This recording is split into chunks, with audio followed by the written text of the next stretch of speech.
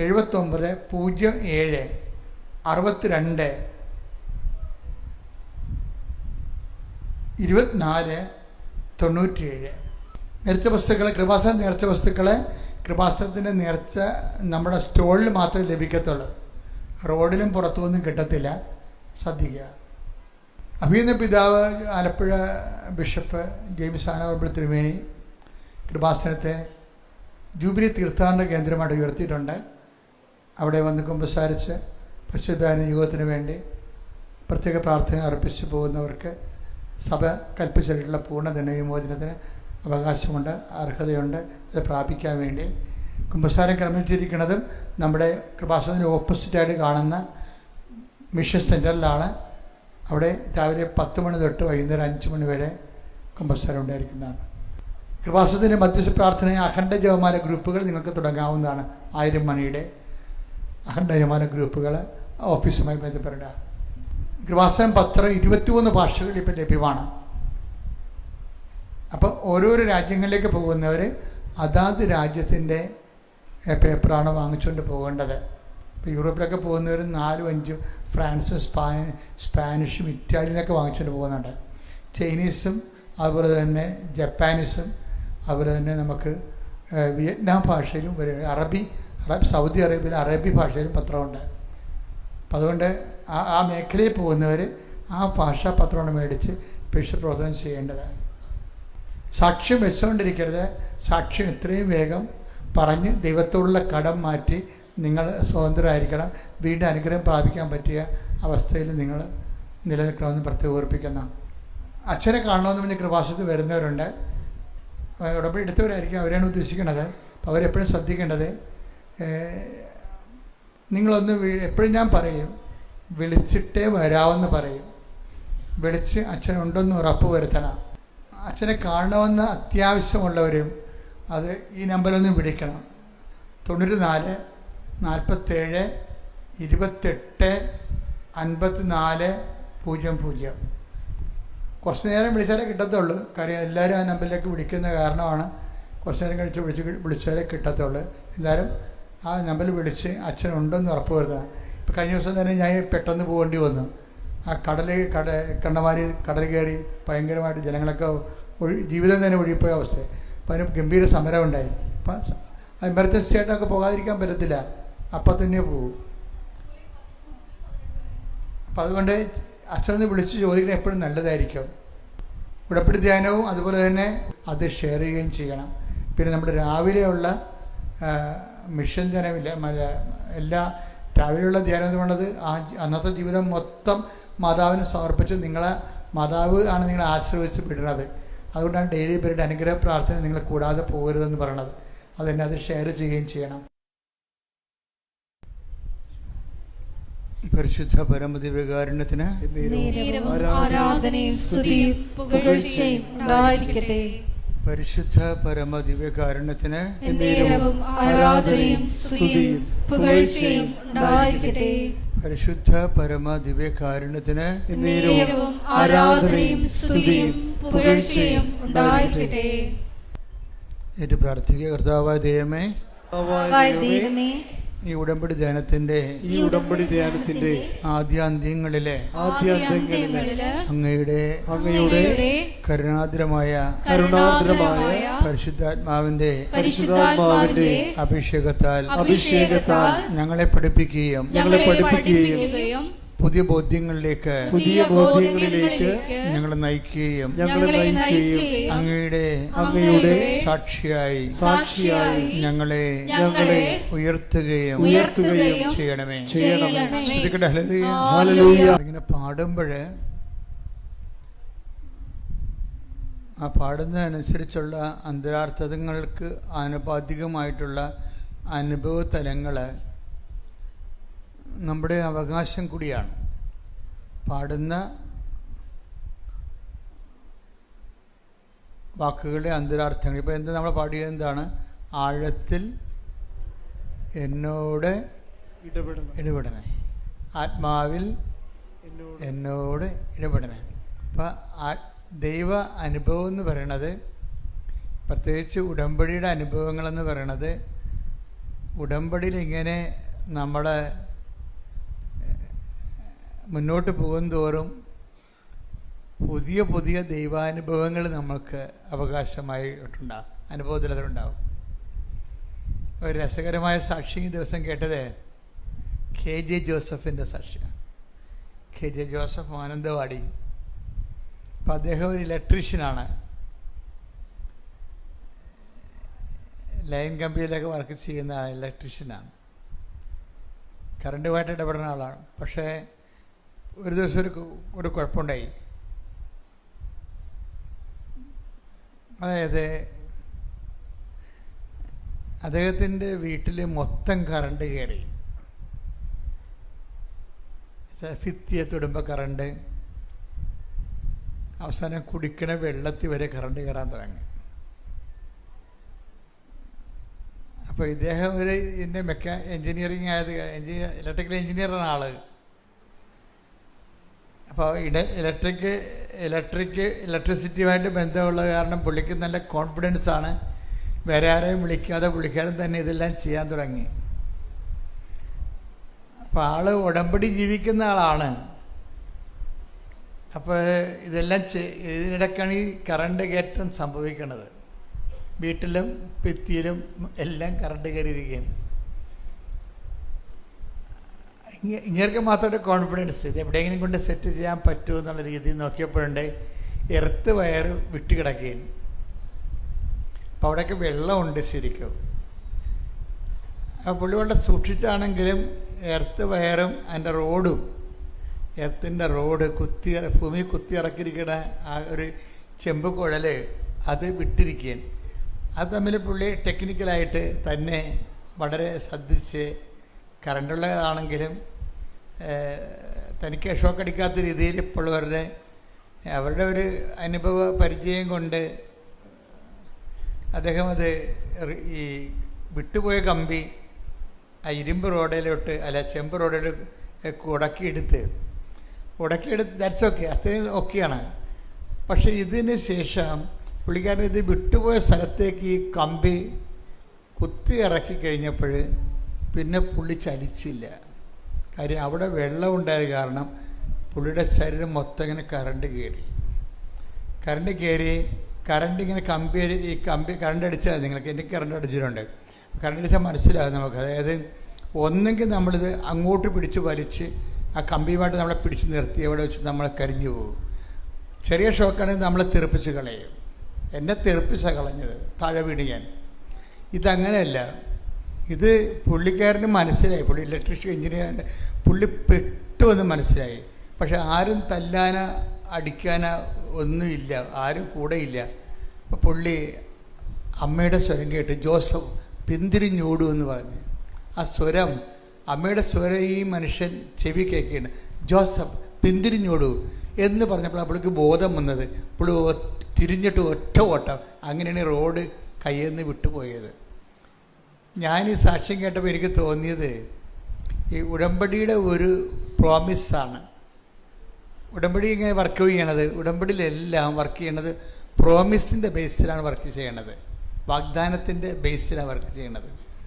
നമ്മൾ ഓരോ ഉടമ്പടിയുടെ നിബന്ധനകളൊക്കെ എങ്ങനെ പാലിക്കുന്നതിൻ്റെ ഉദ്ദേശം എന്ന് പറയുന്നത് ഈ വാഗ്ദാനം പ്രാപിക്കാൻ വേണ്ടിയുള്ള മെക്കാനിസമാണത്.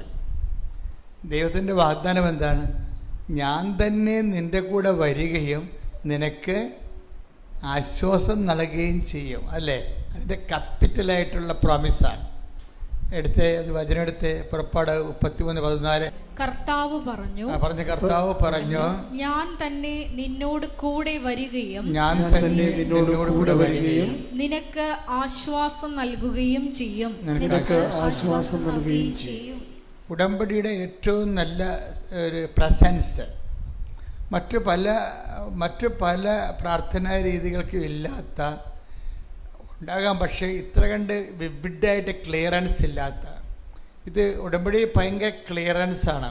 അതായത് ദൈവത്തിൻ്റെ തനി സാന്നിധ്യം വാക്കായിട്ടും സ്വരമായിട്ടും സ്വപ്നമായിട്ടും ദർശനമായിട്ടും മഴവില്ലായിട്ടും സുഗന്ധാഭിഷേകമായിട്ടും ഇങ്ങനെ ഓരോരോ ഘട്ടങ്ങളിൽ ഇങ്ങനെ ഓരോരോ ആഴ്ചകളിൽ ആൾക്കാരിങ്ങനെ ഇങ്ങനെ പ്രാപിച്ചുകൊണ്ടിരിക്കുകയാണ്. പ്രസൻസ് എന്ന് പറയും. അപ്പം ആഴത്തിൽ എന്നോട് ഇടപെടണമെന്ന് ചോദിച്ചു കഴിഞ്ഞാൽ എൻ്റെ പ്രാർത്ഥനയുടെ അർത്ഥം എന്താ? ദൈവത്തിൻ്റെ ആഴമുള്ള അനുഭവങ്ങൾ എനിക്ക് തരണമെന്നാ. ആഴമുള്ള അനുഭവങ്ങൾ കിട്ടിക്കഴിഞ്ഞാൽ ഗുണമെന്ന് വെച്ചാൽ നമുക്കറിയാം, ആഴമുള്ള അനുഭവങ്ങൾ കിട്ടിയാൽ നമ്മൾ പിന്നെ ചെറിയ പ്രശ്നങ്ങൾ ഒരു പതറത്തില്ല. ആഴമുള്ള അനുഭവങ്ങൾ, ഇപ്പോൾ ആൾക്കാരെന്താ പതറണത്?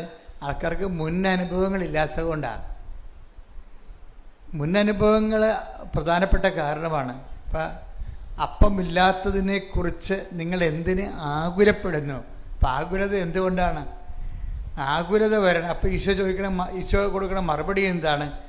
5 അപ്പം 5000 പേർക്ക് വേണ്ടി തീറ്റിപ്പോറ്റിയപ്പോൾ നിങ്ങൾ എത്ര കൊട്ട നിറയെ ശേഖരിച്ചു? Take the word of God. Markose 8:17. ഇത് മനസ്സിലാക്കിയ യേശു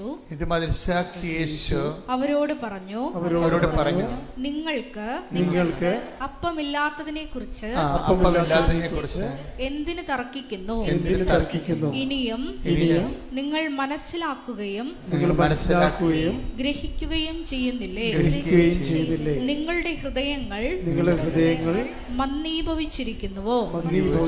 കണ്ണുണ്ടായിട്ടും നിങ്ങൾ കാണുന്നില്ലേ? ചെവി ഉണ്ടായിട്ടും നിങ്ങൾ കേൾക്കുന്നില്ലേ? നിങ്ങൾ ഓർമ്മിക്കുന്നില്ലേ? 5 അപ്പം ഞാൻ 5000 പേർക്കായി ഭാഗിച്ചപ്പോൾ ശേഷിച്ച കഷണങ്ങൾ നിങ്ങൾ എത്ര കുട്ട നിറച്ചെടുത്തു? 12 എന്നവർ പറഞ്ഞു. അപ്പൊ ഒരു ആകുലത, അപ്പമില്ലാത്തതിനെ കുറിച്ചൊരു ആകുലത, ജോലി ഇല്ലാത്തതിനെക്കുറിച്ച് ആകുലത, വിവാഹം ഒത്തുവരാത്തതിനെക്കുറിച്ച് ആകുലത, മക്കളില്ലാത്തതിനെക്കുറിച്ച് ആകുലത നമുക്ക് വരും. അപ്പോഴേ നമ്മളെ അവിടെ നിന്ന് രക്ഷപ്പെടുത്തുന്നത് എന്താ? അപ്പോൾ ഈശോ പറഞ്ഞത്, പഴയ കാര്യങ്ങളിലെ നിൻ്റെ ജീവിതത്തിൽ ഞാൻ നേരത്തെ പ്രവർത്തിച്ചിട്ടുള്ള കാര്യങ്ങളെ നീ ഓർക്കണമെന്നാണ് പറയണം. എന്നിട്ട് നീ നിൻ്റെ വിശ്വാസത്തിൻ്റെ നങ്കൂര അവിടെ ഇറക്കണം. എന്താ കാര്യം? ആ ദൈവം തന്നെയാണ് ഞാൻ. ഇപ്പം യേശുക്രിസ്തു ഇന്നലെയും ഇന്നും എന്നും ഒരാൾ തന്നെ തരും. Take the word of God. എബ്രായർ 13:8. യേശുക്രിസ്തു ഇന്നലെയും ഇന്നും എന്നും ഒരേ ആൾ തന്നെയാണ്. അപ്പൊ ഇന്നലെ 5 അപ്പം വർദ്ധിപ്പിച്ച ആളാണ് ഇന്നും നമ്മുടെ കൂടെ ഉള്ളത്, ഇല്ലേ? ഇതാണ് വിഷയം. അപ്പം അതുകൊണ്ട് അത് ഓർക്കണമെന്നാണ് പറയണത്. ഇവിടെ അപ്പോസ്തലന്മാർക്ക് പറ്റിയ അബദ്ധം എന്ന് പറയുന്നത് അവർ ഓർത്തില്ല. നമുക്ക് അനുഭവങ്ങൾ ഉണ്ടാകാം, പക്ഷെ അത് ഓർക്കണത്, ആ ഓർക്കണതിൻ്റെ കൂടെ ഉണ്ടാകുന്ന ആശ്വാസം അത് വേറെ ഒരു വിഷയമാണ്. എന്താണ്? പരിശുദ്ധാത്മാവിൻ്റെ കുറവും കൂടുതലും അനുസരിച്ചാണ് ഓർക്കണതും മറക്കണതും. മനസ്സിലായി? അവിടെയാണ് ആ കുഴപ്പം വരണത്. പരിശുദ്ധാത്മാവിൻ്റെ റോള് ഭയങ്കരമാണ്. അതുകൊണ്ടാണ് പരിശുദ്ധാത്മാവ് വരുമ്പോൾ ഞാൻ പഠിപ്പിച്ചിട്ടുള്ളതെല്ലാം നിങ്ങളെ അനുസ്മരിപ്പിക്കണ്ടേ. The word of God. സ്തുതിക്കട്ടെ. ഹല്ലേലൂയ, ഹല്ലേലൂയ, ഹല്ലേലൂയ, ഹല്ലേലൂയ. യേശുവേ നന്ദി. ഹല്ലേലൂയ, ഹല്ലേലൂയ. യോഹന്നാൻ 14:26. എന്നാൽ എന്റെ നാമത്തിൽ പിതാവ് അയക്കുന്ന സഹായകനായ പരിശുദ്ധാത്മാവ് എല്ലാ കാര്യങ്ങളും നിങ്ങളെ പഠിപ്പിക്കുകയും ഞാൻ നിങ്ങളോട് പറഞ്ഞിട്ടുള്ളതെല്ലാം നിങ്ങളെ അനുസ്മരിപ്പിക്കുകയും ചെയ്യും. പഴയ കാര്യങ്ങൾ ഓർക്കണമെന്ന് ഈശോ പറയുന്നുണ്ട്. ഓർക്കുമ്പോഴാണ് ഈ ആശ്വാസം ഉണ്ടാകുന്നത്. ആ ഈശോ തന്നെയാണ് ഇപ്പോഴും ഉള്ളത്. അവിടെ നീ സംഭ്രമിക്കേണ്ട കാര്യമില്ല, ഭയപ്പെടേണ്ട കാര്യമില്ല. ഞാനാണ് നിന്റെ ദൈവം. Take the word of God. സ്തുതിക്കട്ടെ. ഹല്ലേലൂയ, ഹല്ലേലൂയ, ഹല്ലേലൂയ, ഹല്ലേലൂയ. യേശുവേ നന്ദി. ഹല്ലേലൂയ, ഹല്ലേലൂയ, ഹല്ലേലൂയ. യെശയ്യാ 41:10. ഭയപ്പെടേണ്ട, ഭയപ്പെടേണ്ട, ഞാൻ നിന്നോട് കൂടെയുണ്ട്. ഞാൻ നിന്നോട് കൂടെയുണ്ട്. സംഭ്രമിക്കേണ്ട, ഞാനാണ് നിന്റെ ദൈവം. ഞാൻ നിന്നെ ശക്തിപ്പെടുത്തുകയും സഹായിക്കുകയും ചെയ്യും. എന്റെ വിജയകരമായ വലത്തു കൈകൊണ്ട് ഞാൻ നിന്നെ താങ്ങി നിർത്തും. I will uphold you in my victorious right hand. എൻ്റെ വിജയകരമായ വലത്ത് കരത്താൽ ഞാൻ നിന്നെ താങ്ങി നിർത്തും. വിജയകരം എന്ന് പറയുന്നത് എന്താണ്? നേരത്തെ യുദ്ധം ചെയ്ത് ജയിച്ച കൈയാണെന്ന്. മനസ്സിലായില്ലേ? നീ അനുഭവിക്കുന്ന പല പ്രശ്നങ്ങളിലൂടെയും കടന്നുപോയി അതിനെല്ലാം ജയിച്ച ആളാണ്. അതുകൊണ്ട് ഇതെല്ലാം കണ്ടതാണ്. അതുകൊണ്ട് നീ ഭയപ്പെടേണ്ട കാര്യമില്ല. ഞാനാണ് നിന്റെ ദൈവം. കൈയടിക്കട്ടെ, സ്തുതികൾ. ഹല്ലേലൂയ, ഹല്ലേലൂയ, ഹല്ലേലൂയ, മഹത്വം, മഹത്വം. ദൈവപിതാവേ നന്ദി. പക്ഷേ അനുഭവങ്ങൾ നമ്മളെ ആശ്വസിപ്പിക്കണം നിർബന്ധമില്ല. നമ്മളെ ആശ്വസിപ്പിക്കണം എന്തായിരിക്കും? പരിശുദ്ധാത്മാവായിരിക്കും. അപ്പം അതുകൊണ്ട് തന്നെ എപ്പോഴും നമ്മൾ വിജിലൻ്റ് ആകണം. നമ്മളിൽ പരിശുദ്ധാത്മാവ് ഉണ്ടെങ്കിൽ പഴയ ഫയലെടുത്ത് നമുക്ക് കാണിച്ചു തരും. നമ്മൾ ഓർപ്പിക്കും. പരിശുദ്ധാത്മാവ് വരുമ്പോൾ ഞാൻ പഠിപ്പിച്ചിട്ടുള്ള നിങ്ങളെ അനുസ്മരിപ്പിക്കുമെന്നാണ് ഈശോയുടെ വാഗ്ദാനം. അപ്പോൾ ഈ പരിശുദ്ധാത്മാവിൽ ഇങ്ങനെ നിലനിൽക്കാൻ എന്താ മാർഗം? എല്ലാവർക്കും വരുന്ന സംഭവങ്ങൾ അവർ പരിശുദ്ധാത്മാവ് ഇപ്പോൾ നമുക്ക് ചില ആപ്ലിക്കേഷൻസൊക്കെ ഉണ്ടല്ലോ, മൊബൈലൊക്കെ ആപ്ലിക്കേഷൻസ് ഇല്ലേ? അപ്പോൾ ഉണ്ടാവും. പക്ഷേ നമ്മൾ പറയും അത് ആക്ടിവേറ്റഡ് ആയിട്ടില്ലെന്ന് പറയും. രണ്ട് സംഭവമാണ്. അപ്പോൾ നമ്മൾ അതിൻ്റെ ബട്ടൺ അമർത്തി ആക്ടിവേറ്റ് ആക്കും. പരിശുദ്ധാത്മാവ് നമ്മൾ ഉണ്ടാവും, അത് ആക്ടിവേറ്റ് മോഡിലായിരിക്കത്തില്ല. ആക്ടിവേറ്റ് ചെയ്യണമെങ്കിൽ, പരിശുദ്ധാത്മാവിനെ ആക്ടിവേറ്റ് ചെയ്യണമെങ്കിൽ, പ്രവർത്തനക്ഷമമാക്കണമെങ്കിൽ പ്രഥമ നടപടി എന്താണ്? പശ്ചാത്താപമാണ്, അല്ലേ? പശ്ചാത്താപം. അപ്പം ഞങ്ങൾ പരിശുദ്ധാത്മാവിനെ സ്വീകരിക്കാൻ ഞങ്ങൾ എന്ത് ചെയ്യണമെന്നൊക്കെ ചോദിക്കുമ്പോൾ അതിന് സുവിശേഷത്തിലൂടെ പത്രോസ് നൽകുന്ന മറുപടി എന്താണ്? നിങ്ങൾക്ക് പശ്ചാത്താപം ഉണ്ടാകണം, അല്ലേ? നടപടിയെടുത്ത് അപ്പോസ്തല പ്രവർത്തനങ്ങൾ 2:38.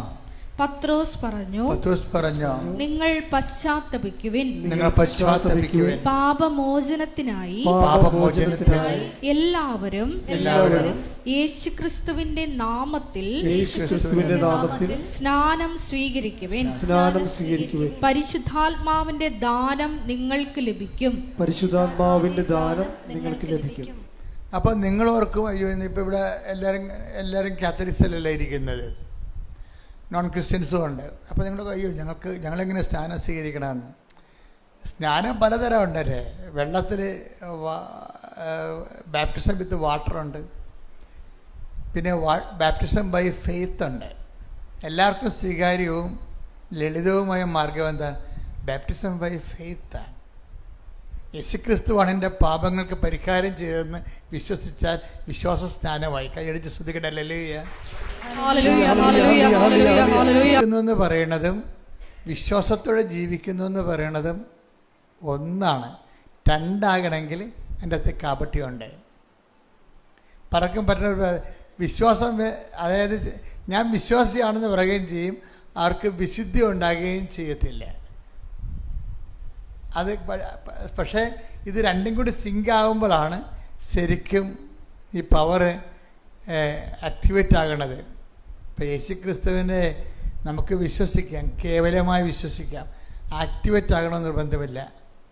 കാര്യം യേശുക്രിസ്തു എന്ന് പറയുന്നത് ഒരു വ്യക്തിയുമാണ്, അതേസമയം തന്നെ ശക്തിയുമാണ്. അത് സ്റ്റാറ്റിക്കായിട്ടിരുന്നാൽ നമുക്ക് അതുകൊണ്ട് പ്രയോജനമൊന്നുമില്ല. ഇത് ഡൈനാമിക്കായിട്ടിരിക്കണം. യേശുക്രിസ്തു ഒരേ സമയം തന്നെ വ്യക്തിയാണ്. എന്താ 1:24 വിളിക്കപ്പെട്ടവർക്ക് യഹൂദരോ ഗ്രീക്കുകാരോ ആകട്ടെ ക്രിസ്തു ദൈവത്തിന്റെ ശക്തിയും ദൈവത്തിന്റെ ജ്ഞാനവുമാണ്. അപ്പൊ ഒന്ന് ചിന്തിച്ചാൽ നോക്കി, വിളിക്കപ്പെട്ടവർക്ക് യഹൂദർക്കോ വിജാതിയർക്കോ ആരായാലും കുഴപ്പമില്ല. അതായത് വിളിക്കപ്പെട്ടതെന്ന് വെച്ച് കഴിഞ്ഞാൽ വിശ്വാസത്താൽ ആകർഷിക്കപ്പെട്ട ആൾക്കാരെയാണ് ഈ വിളിക്കപ്പെട്ടതെന്ന് പറയുന്നത്. അല്ല ദൈവം ഇങ്ങനെ ഓട്ടോറിക്ഷ മേക്കും കെട്ടി വിളിച്ചുകൊണ്ട് നടക്കുകയല്ല. വിശ്വാസത്താൽ ആകർഷിക്കപ്പെടുന്നവരാണ്. ആരാണ്? വിളിക്കപ്പെടുന്നവർ. ഇപ്പം വിളിക്കപ്പെട്ടവർക്ക് ആരാണ്? യേശുക്രിസ്തു ആരാണ്? ദൈവത്തിൻ്റെ ജ്ഞാനവും ദൈവത്തിൻ്റെ ശക്തിയുമാണ്. ഇപ്പം ദൈവത്തിൻ്റെ ശക്തി എന്ന് പറയുമ്പോൾ എന്താണ്? ദൈവത്തിൻ്റെ പവറാണ്. ഇപ്പം എപ്പോഴും നമ്മൾ ശ്രദ്ധിക്കേണ്ടത് 2 തരത്തിലാണ് ദൈവത്തെ നമുക്ക് അനുഭവവേദ്യമാകണത്. ഒന്ന് വ്യക്തിയായിട്ടും രണ്ടാമത്തത് ശക്തിയായിട്ടും. ഒന്ന് വ്യക്തിയായിട്ടും രണ്ടാമത്തത് ശക്തിയായിട്ടും.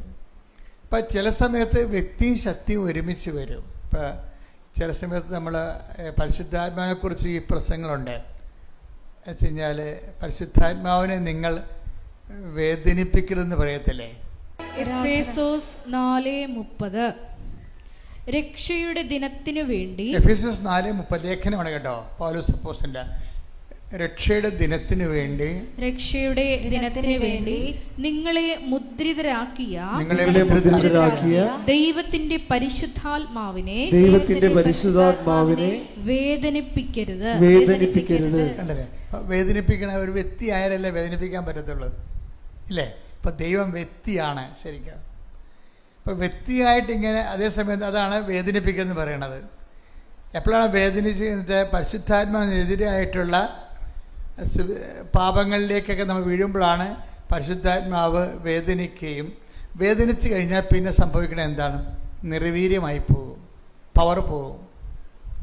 ഡീപ് പവർ എന്ന് പറഞ്ഞില്ലേ, പവർ പോകും. 1 തെസ്സലോനിക്കർ 5:19 ആത്മാവിനെ നിങ്ങൾ നിർവീര്യമാക്കരുത്. അവിടെ എന്താ പറയണത്? നിർവീര്യം ആക്കരുത്, ഡീപ് പവർ ചെയ്യരുതെന്ന്. അതായത് ആത്മാവ് ശക്തിയായത്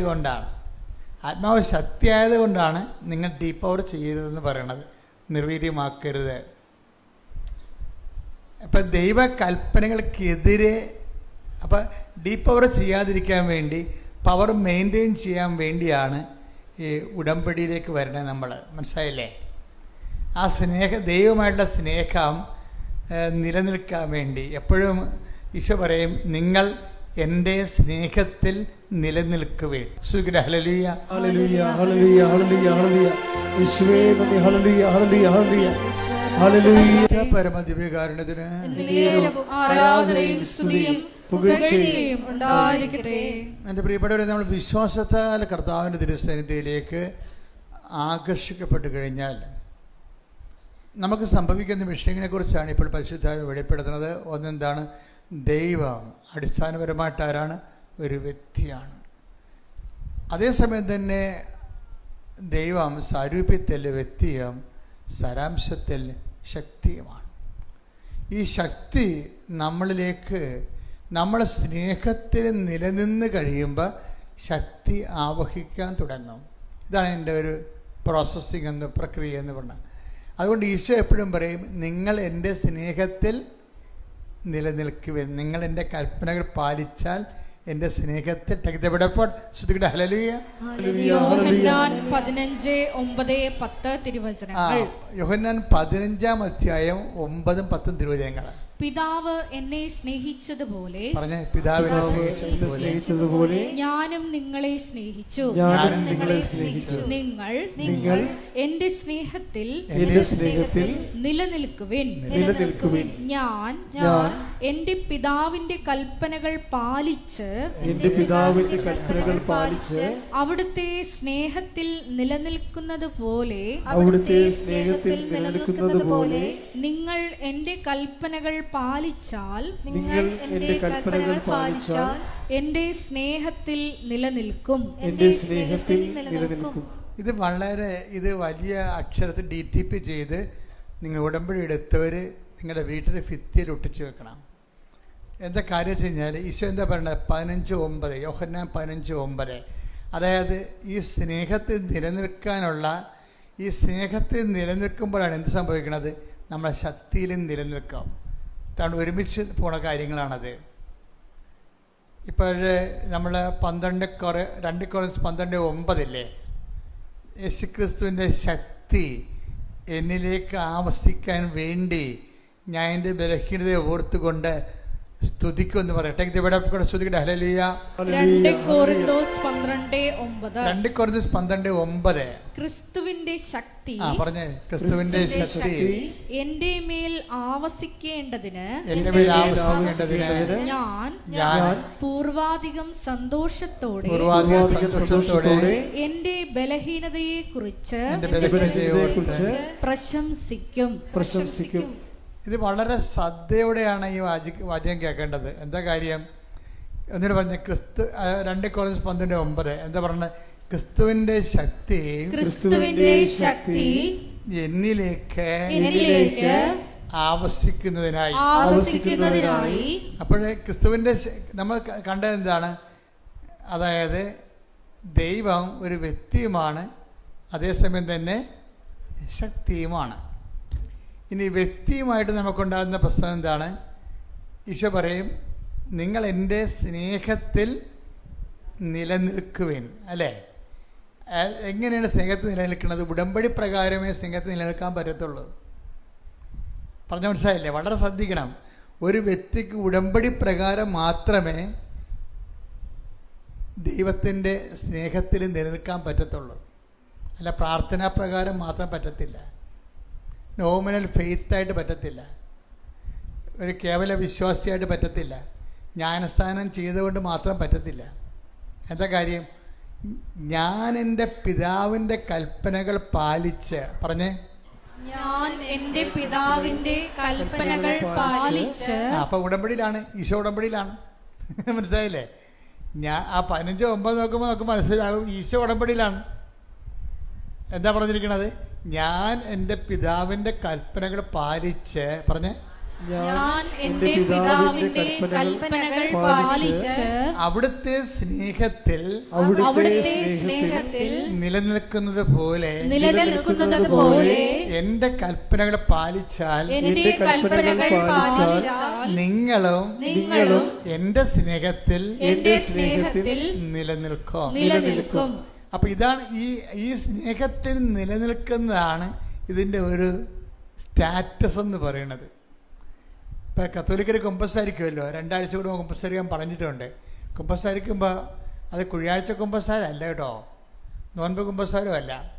ഉടമ്പടി കുമ്പസാരം എന്ന് പറയണത് ആദ്യം നിങ്ങൾ പരിശോധിച്ച് സ്റ്റാറ്റസ് കീപ്പ് ചെയ്യുന്നുണ്ടെന്ന് നോക്കണം. എന്താണ്? കർത്താവിൻ്റെ സ്നേഹത്തിലാണോ ഞാൻ നിലനിൽക്കുന്നതെന്നാണ് ആദ്യം പരിശോധിക്കേണ്ടത്. ഉടമ്പടി പുതുക്കുന്നവരും പരിശോധിക്കേണ്ടത് അതാണ്. ഫസ്റ്റ് റെഫറൻസ്, ഞാൻ കർത്താവിൻ്റെ സ്നേഹത്തിലാണോ നിലനിൽക്കുന്നത്. ഇപ്പം നിലനിൽക്കുന്നതിന് എന്താ? എൻ്റെ കൽപ്പനകൾ പാലിച്ചാൽ പറഞ്ഞേ. എൻ്റെ കൽപ്പനകൾ പാലിച്ചാൽ നിങ്ങൾ എൻ്റെ സ്നേഹത്തിൽ നിലനിൽക്കും. അപ്പോൾ കൽപ്പനകൾ പാലിക്കുന്നതിലൂടെയാണ് നിങ്ങൾക്ക് എന്നോട് സ്നേഹമുണ്ടെങ്കിൽ നിങ്ങൾ എൻ്റെ കൽപ്പനകൾ പാലിക്കും. ഈശോ എടുത്തെടുത്ത് പറയുന്ന സംഭവമാണ്. ദൈവം ഒരു വ്യക്തി എന്ന നിലയിൽ ആ വ്യക്തിയോടുണ്ടാകാവുന്ന നമ്മളുടെ ഇൻറ്റിമസി നിശ്ചയിക്കുന്നത് നമ്മൾ പാലിക്കുന്ന വചനങ്ങളുടെ, ചെറുതും വലുതുമായിട്ടുള്ള വചനങ്ങളുടെ വെയിറ്റേജ് അനുസരിച്ചായിരിക്കും. ഇൻറ്റിമസി ദൈവമായിട്ടുള്ള, ശ്രദ്ധിച്ച് കേൾക്കണം. ഇത് പ്രബോധനമാണ്. പ്രബോധനം എന്തിനുള്ളതാണ്? നിങ്ങൾക്ക് പ്രബോധനം കൊടുക്കാനുള്ളതാണ്. 2 തരം വിളമ്പലാണ് ആൾക്കാരിൽ നിന്ന് കിട്ടുന്നത്. പാല് കിട്ടും ശിശുക്കൾക്കാണ്. പാല് കഴിഞ്ഞാൽ പിന്നെ കിട്ടണത് എന്താ? പ്രബോധനമാണ്. അപ്പോൾ ചിലർക്ക് പ്രബോധനമാകുമ്പോൾ അയ്യോ ഇത് പ്രബോധനമാണല്ലോ എന്ന് പറയുമ്പോൾ അതല്ല, അത് പുതുക്കിയ ദൈവത്തെ വളർന്ന ദൈവത്തിന് വേണ്ടി ജീവിക്കുന്ന ആൾക്കാർക്ക് വേണ്ടിയാണ് ഈ പ്രബോധനം കിട്ടുന്നത്. കാര്യം പാലും പ്രബോധനവും, ലളിതമായ ആഹാരവും ഗുരുത്വമുള്ള ആഹാരവും രണ്ടും രണ്ടാണ്. ഇപ്പം നിങ്ങൾക്ക് നൽകിക്കൊണ്ടിരിക്കുന്നത് രണ്ടും ഒരുമിച്ചാണ് നൽകിക്കൊണ്ടിരിക്കുന്നത്. പാല് കൊണ്ടിരുത്ത് പ്രബോധനമുണ്ട്. ഈ പ്രബോധനം എപ്പോഴും നമ്മൾ ശ്രദ്ധിക്കണം. പ്രബോധനം മനസ്സിലാക്കി കഴിഞ്ഞാൽ നിങ്ങളെ ഉപദേശ വരങ്ങളാണ്. അപ്പോൾ ഒന്നെടുത്ത് ഹെബ്രായരുടെ ഹെബ്രായർ 5:12 ഇതിനകം നിങ്ങളെല്ലാവരും പ്രബോധകരാകേണ്ടിയിരുന്നവരാണ്. അതാ സംഭവം. ഈ ഉടമ്പടി വെള്ള ഉടമ്പടിയുണ്ട്, സിൽവർ ഗ്രേ എന്നൊക്കെ പറഞ്ഞില്ലേ, ആ കക്ഷികളെക്കുറിച്ചാണ് ഇപ്പോൾ പറയണത്. എന്താണ്? അവർ പ്രബോധകരാകേണ്ടിയിരുന്നവരാണെന്ന്, പക്ഷെ അവർ വയറ്റിപ്പഴിപ്പോട് നടന്ന് പ്രബോധകരായില്ല. അതാണ് ഈ പറയണത്. വളരെ ശ്രദ്ധിക്കേണ്ടതാണ്. ഇതിനകം നിങ്ങളെല്ലാവരും പ്രബോധകരെ വെച്ചാൽ മറ്റുള്ളവരെ. കഴിഞ്ഞ ദിവസങ്ങളിൽ ശ്രീജ രാജേഷ് എന്നും പറഞ്ഞു, ഈ ക്രിസ്ത്യാനിയുടെ കാര്യം പോക്കാണെന്ന് തോന്നുന്നു. ഇന്നലെ ശ്രീജ രാജേഷ് എന്നും പറഞ്ഞൊരു മോളോട് സാക്ഷ്യം പറഞ്ഞു. ശ്രീജ രാജേഷ്. അപ്പോൾ അവൾ ദൈവസ്നേഹം നിറഞ്ഞ് ഉടമ്പടി എടുത്ത് ദൈവസ്നേഹം നിറഞ്ഞ് ദൈവമായിട്ട് ഭയങ്കര ആഴപ്പെട്ടിരിക്കുന്ന അവളുടെ മെയിൻ പരിപാടി ഈ മുസ്ലിം സഹോദരങ്ങൾക്ക് അവളുടെ ഈ ഉടമ്പടി സാക്ഷ്യങ്ങൾ അയച്ചു കൊടുക്കുന്നതാണ് അവരുടെ മെയിൻ പരിപാടി. അപ്പോൾ ഒരു താത്ത പറഞ്ഞ്, ശ്രീജ, അവരുടെ നല്ല സുഹൃത്തുക്കളാണ്, ശ്രീജ ഞാനിങ്ങനെയുള്ള കണ്ടൻറ്റൊന്നും നോക്കാറില്ല കേട്ടോ, എനിക്ക് അയക്കേണ്ട കേട്ടോ എന്ന് പറഞ്ഞു. അപ്പോൾ ശ്രീജ പറയും, താത്ത ഇത് കുഴപ്പമില്ല, ഇത് എൻ്റെ അനുഭവങ്ങളാണ്, താത്താക്ക് ഈ അനുഭവം വരുമ്പോൾ ഞാൻ ചെയ്യണത് ശരിയാണെന്ന് തോന്നുന്നു പറഞ്ഞു. എന്നാലും അയാൾ അയക്കേണ്ടെന്ന് പറഞ്ഞാൽ പിന്നെ മര്യാദ ഉണ്ടല്ലോ, നമുക്ക് അയച്ചില്ല. പക്ഷെ ഒരാഴ്ച കഴിഞ്ഞപ്പോൾ താത്തയുടെ മകൾക്ക് അസുഖം വന്ന്. അപ്പോൾ താത്ത ഇങ്ങോട്ട് വിളിച്ച് പറഞ്ഞു, ശ്രീജെ ആ കണ്ടന്റ് തിരിച്ച് അയച്ചെന്ന് പറഞ്ഞു. എല്ലാവർക്കും ക്രിസ്തുവിന് ആവശ്യമുണ്ട്. ശ്രുതികട ഹല്ലേലൂയ. അതാണ് വിഷയം. അവർക്ക് രക്ഷപ്പെടാൻ മാർഗമില്ല. മാതാവ് അവളോട് പറയും, ശ്രീജ ചിട്ടി എന്ന് പറയും. അപ്പോൾ ഇതൊരു 3-4 ദിവസം ഇങ്ങനെ ചിട്ടി എന്ന് കേൾക്കുമ്പോൾ ഇവർക്ക് തോന്നും ഞാൻ ചിട്ടി എടുക്കാൻ വേണ്ടി അമ്മ പറയുകയിരിക്കുമെന്ന്. അപ്പം അങ്ങനെ വലിയ ചിട്ടി എടുക്കാനുള്ള കഴിവൊന്നുമില്ല. അപ്പം അതാണോ ഇല്ലേ എന്നറിയാൻ വേണ്ടി കുറച്ച് കഴിഞ്ഞപ്പോൾ ഒരു ചിട്ടിക്കാരൻ പുള്ളി വിളിക്കും, ശ്രീജ ഒരു പുതിയ ചിട്ടി തുടങ്ങിയിട്ടുണ്ടെന്ന് പറയും. അപ്പോൾ അവർക്ക് മനസ്സിലാവും മദർ തന്നെ സെറ്റ് ചെയ്ത് മദർ സെറ്റ് ചെയ്തെടുത്തുകൊണ്ട് വരികയാണ് എന്ന് പറയും. ഉടനെ അവൾ ചിട്ടി പിടിക്കും. അവൾ ചിട്ടി എടുക്കും. അപ്പോൾ അവൾ പറയണ ഇതാണ്, ചിട്ടി വീണാലും എനിക്ക് ഈട് വെക്കാനുള്ള പ്രമാണം വേറെ ബാങ്കിൽ ഇരിക്കണേ. അതാണ് പ്രശ്നം. ഓരോ മനുഷ്യൻ പെടുന്ന പാടില്ലേ, കണ്ണുനീര് അവൻ്റെ കണ്ണീര് അവൻ്റെ സ്വന്തമാണ്, അത് അനുഭവിക്കുമ്പോൾ നമുക്ക് മനസ്സിലാകത്തുള്ളൂ. പക്ഷെ മാതാവിനെല്ലാം മനസ്സിലാവും. കയ്യടിയുടെ ശ്രുതികട ഹല്ലേലൂയ പാട്ടാണിത്. യേശുദാസിനോട് ഒരിക്കൽ ഞാൻ പറഞ്ഞ് നമ്മുടെ മാതാവിനെ കുറിച്ച് പാട്ട് പാടാമെന്ന് പറഞ്ഞു. ഇപ്പം യേശുദാസ് എഴുതിക്കൊണ്ട് വന്ന പാട്ടാണിത്. വാഗ്ദാന പേടകമേ, എന്താ യേശുദാസ്?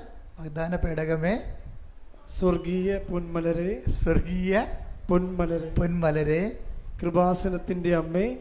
കൃപാസനത്തിൻ്റെ അമ്മ എന്ന് കേട്ടപ്പോൾ എൻ്റെ നെറ്റി ചുളിഞ്ഞായിരുന്നു അന്ന്. ഞാൻ പറഞ്ഞില്ല. ഞാനിപ്പോൾ നിങ്ങളിങ്ങനെ ഓരോ ധ്യാനഗ്രന്ഥക്കാരും ഓരോ അമ്മയും കൊണ്ട് പൊക്കിക്കൊണ്ട് നടക്കണം എൻ്റെ ഉദ്ദേശം. ഞാൻ എൻ്റെ ഉള്ളിൽ തന്നെ എപ്പോഴും ഒരു യുക്തിവാദി ജീവിച്ചിരിപ്പുണ്ട്. അത് കാരണം ഇങ്ങനെയൊക്കെ കേൾക്കുമ്പോൾ എനിക്ക് അത്ര ഇഷ്ടപ്പെടത്തില്ല. കാര്യം അങ്ങനെ നമ്മളെ കൃപാസനത്തിൻ്റെ അമ്മ, സഭയുടെ മാതാവ് എന്ന് പറഞ്ഞാൽ പോരെ. പക്ഷേ ആ പാട്ട് ക്ലിക്കായി, അഭിഷേകമായി.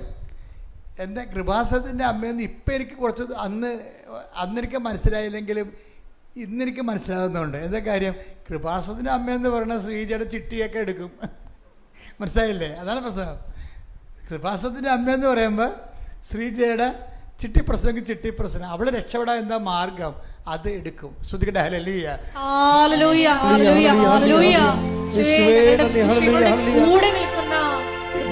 പരിശുദ്ധ പരമദിവ്യകാരുണ്യത്തിന്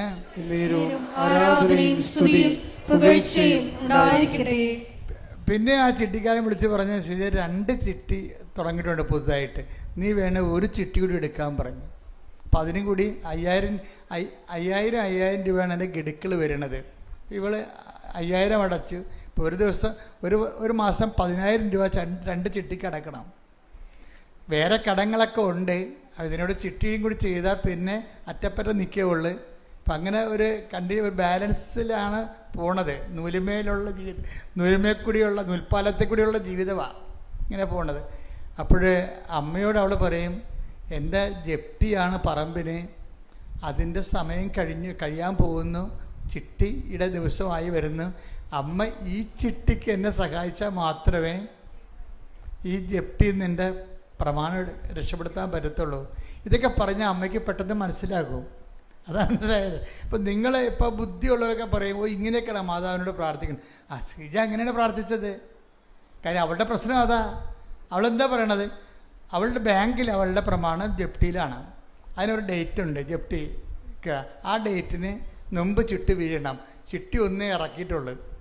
ആ ചിട്ടി വീഴാൻ വേണ്ടിയാണ് ഇവൾ പറയണത്. ആ ചിട്ടിയിൽ 60 പേരുണ്ട്, കുറിയിടുകയാണ്. ആ ചിട്ടിക്ക് 60 ആൾക്കാർ ചേർന്നിട്ടുണ്ട് അതിൻ്റെ അകത്ത്.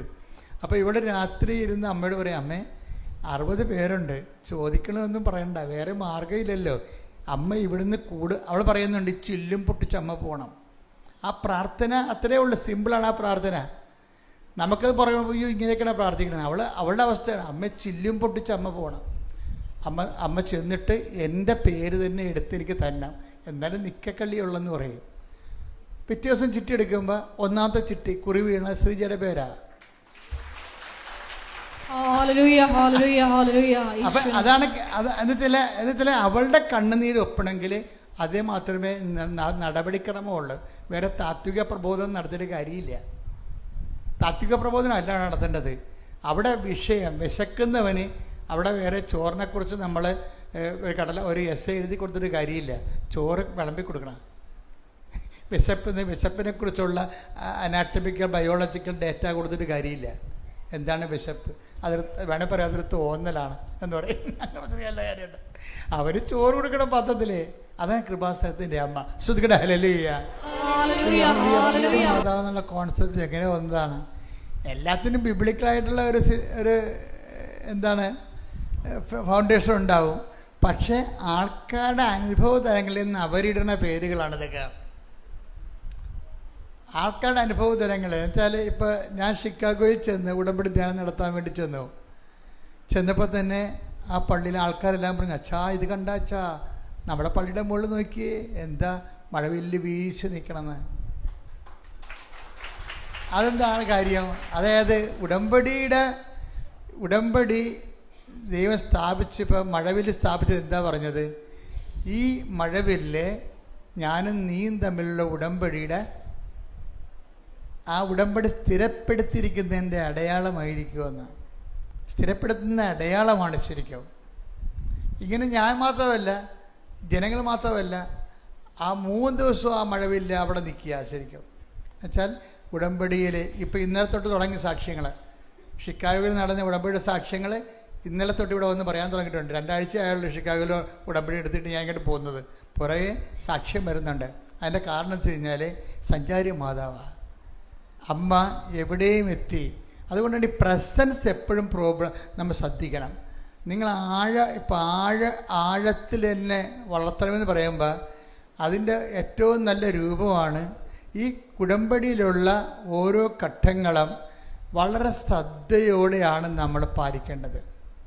വളരെ ശ്രദ്ധയോടെ. കാര്യം ദൈവം പറഞ്ഞിരിക്കുന്ന എല്ലാം കറക്റ്റ് കാര്യങ്ങളാണ്. അതെല്ലാം ദൈവം ഉടമ്പടി വഴിയാണ് നിവൃത്തിയാക്കുന്നത്. എല്ലാം ഉടമ്പടി. നമുക്ക് വരുന്നൊരു വിഷയം, നമ്മൾ ചിലർക്ക് ശ്രദ്ധയില്ലാത്തതാണ് വിഷയം. ആ ഉടമ്പടി വിഷയം നിങ്ങൾ ചെയ്യുന്നുണ്ടാകാം, നിങ്ങൾ യാന്ത്രികമായിട്ട് ചെയ്യുന്നുണ്ടാകും. യാന്ത്രികമായിട്ട് ഇപ്പം നമ്മുടെ ഒരു വീട്ടിലൊരാളെ നിർത്തിക്കഴിഞ്ഞാൽ ഇപ്പം പൈസ ഉള്ളവരൊക്കെ കുഞ്ഞുങ്ങളെ നോക്കാൻ വേണ്ടി ഒരാളെ നിർത്തുന്നത്, അവർക്ക് ജോലിക്ക് പോകണം, അതുകൊണ്ട് ഒരാളെ നിർത്തത്തില്ലേ? അല്ല, അവരെന്നെ ഹോം നേഴ്സൊക്കെ പാസ്സായിട്ടുള്ളവരും അതിൽ നേഴ്സിംഗ് അസിസ്റ്റൻ്റ് പാസ്സായിട്ടുള്ളവരൊക്കെ ആണ് ഈ ഇങ്ങനെയുള്ള ജോലിക്ക് പോയി കുഞ്ഞുങ്ങളെ നോക്കണത്. പക്ഷേ അവർ കുഞ്ഞുങ്ങളെ കുളിപ്പിക്കുകയും ചെയ്യും, ഭക്ഷണം കൊടുക്കും, ഉറക്കും, എല്ലാം ചെയ്യും. പക്ഷേ അമ്മ നോക്കണ പോലെ വരുമോ? അതാണ് വരത്തില്ലെന്നുള്ളതാണ് നമ്മുടെ ഒരു ധാരണ. അത് രണ്ട് വിഷയമാണ്. ഇതുപോലെ തന്നെ ഉടമ്പടി നമുക്ക് മെക്കാനിക്കലായിട്ടും ചെയ്യാം, കൂലിക്ക് ചെയ്യാം. എന്തെങ്കിലും കാര്യങ്ങൾ നടക്കാൻ വേണ്ടി ഞാൻ പറഞ്ഞതെല്ലാം കാട്ടിക്കൂട്ടി നിങ്ങൾ ചെയ്ത് ഒപ്പിക്കും, അങ്ങനെ ചെയ്യാം. ശമ്പളത്തിന് വേണ്ടി ഉടമ്പടി ചെയ്യാം. അതേസമയത്തിന് ദൈവത്തിൻ്റെ പൈതൽ എന്ന രീതിയിൽ ദൈവസ്നേഹത്തെ വളരാനും നിലനിൽക്കാനും ഈശോ എന്താ പറഞ്ഞത്? ഇതിനകത്ത് ഗ്യാപ്പ് ഉണ്ടാകരുതെന്ന് ഈശോ പറഞ്ഞത്. ഗ്യാപ്പ് ഉണ്ടാകരുതെന്ന്. ദൈവസ്നേഹത്തിൽ ഗ്യാപ്പ്, അത് ഭയങ്കരമായ ഒരു പ്രശ്നമാണ് ഉടമ്പടിയിൽ ഗ്യാപ്പ് ഉണ്ടാകരുത്. എന്താ? നിങ്ങൾ എൻ്റെ സ്നേഹത്തിൽ നിലനിൽക്കുവിൻ, അല്ലേ? അതായത് 15:9 എന്താണ്? നിങ്ങൾ എൻ്റെ സ്നേഹത്തിൽ നിലനിന്ന് കഴിഞ്ഞാൽ എന്ത് സംഭവിക്കും? നിങ്ങൾക്ക് ഇഷ്ടമുള്ളത് ചോദിക്കാം, അല്ലേ? അതാണ് സംഭവം. അപ്പം നിലനിൽപ്പാണ് ഒരു പ്രശ്നം. 15:9 15:7 ഒന്ന് വായിച്ച് യോഹന്നാന്റെ സുവിശേഷം. യോഹന്നാൻ 15:9. യോഹന്നാൻ 15:9. പിതാവ് എന്നെ സ്നേഹിച്ചതുപോലെ ഞാനും നിങ്ങളെ സ്നേഹിച്ചു. നിങ്ങൾ എന്റെ സ്നേഹത്തിൽ നിലനിൽക്കുവിൻ. യോഹന്നാൻ 15:7. നിങ്ങൾ എന്നിൽ വസിക്കുകയും എന്റെ വാക്കുകൾ നിങ്ങളിൽ നിലനിൽക്കുകയും ചെയ്യുന്നെങ്കിൽ ഇഷ്ടമുള്ളത് ചോദിച്ചു കൊള്ളുക, നിങ്ങൾക്ക് ലഭിക്കും. അപ്പം ഇവിടെ വരുന്നവർ ശ്രദ്ധിക്കേണ്ട ഒരു വിഷയം എന്ന് വെച്ച് കഴിഞ്ഞാൽ, ചിലർ എങ്കിലും അവർ പറയും ഉടമ്പടി അത് 90 ദിവസത്തെ കാര്യമല്ലേ എന്ന് പറയും. 90 ദിവസത്തെ കാര്യമല്ലേ? അപ്പോൾ അത് കഴിഞ്ഞാൽ നിങ്ങൾ എന്ത് ചെയ്യും? നിങ്ങൾ ലോകത്തന്മാരായിട്ട് ജീവിക്കുമോ? അപ്പോൾ അതിനെ ഗ്യാപ്പായില്ലേ? അപ്പോൾ 90 ദിവസത്തെ കാര്യമല്ലേ എന്ന് ദൈവത്തോട് പറയരുത് നിങ്ങളൊരിക്കലും. മനസ്സിലായില്ലേ? 90 ദൈവവും നമ്മളും തമ്മിലുള്ള ബന്ധം ഒരു ഷോർട്ട് ടൈം ബിസിനസ് അല്ല. ദൈവം തമ്മിൽ കർത്താവ് ഒന്ന് പ്രാർത്ഥിച്ച്, കർത്താവ് ദൈവമേ, നിന്റെ സ്നേഹത്തിൽ നിലനിൽക്കുവാൻ എനിക്ക് പ്രത്യേക ദൈവസ്നേഹത്തിന്റെ അഭിഷേകം നൽകണമേ. ശ്രുതിക്കട്ടെ ഹല്ലേലൂയ. പരമദിവ്യകാരുണ്യത്തിന് അപ്പൊ നിങ്ങൾ എൻ്റെ സ്നേഹത്തിൽ നിലനിൽക്കുവിൻ. അപ്പം നിലനിൽപ്പാണ് എൻ്റെ അത് സംഭവം. വെറുതെ നിലനിന്നാൽ പോരാ, സാങ്കേതികമായിട്ട് നിലനിന്നാൽ പോരാ. പിന്നെ എന്ത് ചെയ്യണം? സ്നേഹത്തിൽ നിലനിൽക്കണം. ഇത് പ്രത്യേക ഒരു വിഷയമാണ്. ഈ കഴിഞ്ഞ ദിവസങ്ങളിൽ ഒരു സാക്ഷ്യം ഉണ്ടായി. ജിജോ പാലക്കാട്, അദ്ദേഹം പറഞ്ഞത്, ഞാൻ ഒന്നിനും വേണ്ടിയല്ല ഉടമ്പടി എടുത്തത്, ഒരു നല്ല ക്രിസ്ത്യാനിയായിട്ട് ജീവിക്കാനാണ്. അയ്യോ, എന്നാ പറച്ചിലായി ആൾക്കാരൊക്കെ ഇപ്പോൾ പറഞ്ഞുകൊണ്ടെന്ന് അറിയാമോ? ഞാൻ ഒന്നിനും വേണ്ടിയല്ല ഉടമ്പടി എടുത്തത്. ജിജോ പാലക്കാട് ഇന്നലെ പറഞ്ഞ നല്ല ക്രിസ്ത്യാനിയായിട്ട് ജീവിക്കാനാണ്. ഇപ്പം കേരള ജനതയ്ക്ക്, മലയാള സമൂഹത്തിന് മനസ്സിലായി ഉടമ്പടി എന്ന് പറയണത് നല്ല ദൈവ പൈതലായിട്ട് ജീവിക്കാൻ വേണ്ടിയുള്ള ദൈവത്തിന്റെ വിളിയാണ്. കൈയടിക്കട്ടെ.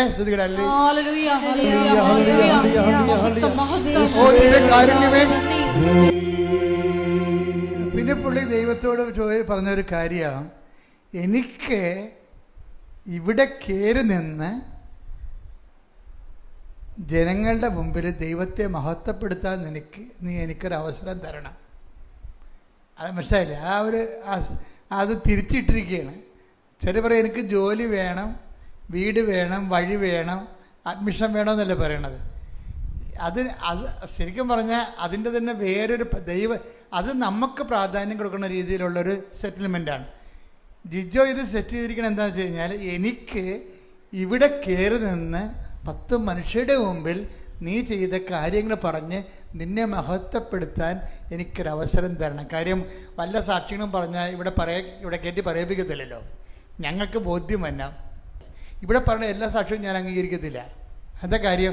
അത് ഉടമ്പടി അവർ ഇപ്പം തൽക്കാലം കേട്ട് കഴിയുമ്പോൾ ഒരു ഒക്കെ അടിക്കുന്ന സാധനമാണ്. അതിനകത്ത് വിശ്വാസമുണ്ട്, ദൈവസ്നേഹമുണ്ട്, ഉടമ്പടിയുണ്ട്, അവൻ പറയണ പോലെ ചെയ്തിട്ടുണ്ട്, ദൈവത്തിൻ്റെ ഇടപെടലുണ്ടെന്ന് പറയുമ്പോൾ അവരോടൊന്ന് കൺകറൻ്റായിട്ട് പറയും. പക്ഷെ ഞാനൊരു സാക്ഷ്യം തിരഞ്ഞെടുക്കുമ്പോൾ എനിക്കിതെല്ലാം ഞാൻ ചോദിക്കും. ഈ സാക്ഷ്യത്തിൻ്റെ അകത്ത് മെഡിക്കൽ ഗ്രൗണ്ട് ഇല്ലേ? മെഡിക്കൽ ഗ്രൗണ്ട് ഉണ്ടെങ്കിൽ നമ്മൾ പറയേണ്ട ആവശ്യമില്ലല്ലോ. അത് മെഡിസിൻ്റെ ടെക്നിക്കൽ സയൻറ്റിഫിക് ആയിട്ടുള്ള പ്രൂവ് കിട്ടിയിട്ടല്ലേ അത് നമ്മളോട് ബന്ധമില്ല. അത് ദൈവത്തിൻ്റെ തന്നെ വേറൊരു ദാനം, ഡോക്ടർമാരിലൂടെ കിട്ടണതാണത്. നമുക്കിവിടെ കിട്ടേണ്ടത് ഉടമ്പടി മാത്രമായിരിക്കണം അതിൻ്റെ പ്രധാനപ്പെട്ട കാരണം.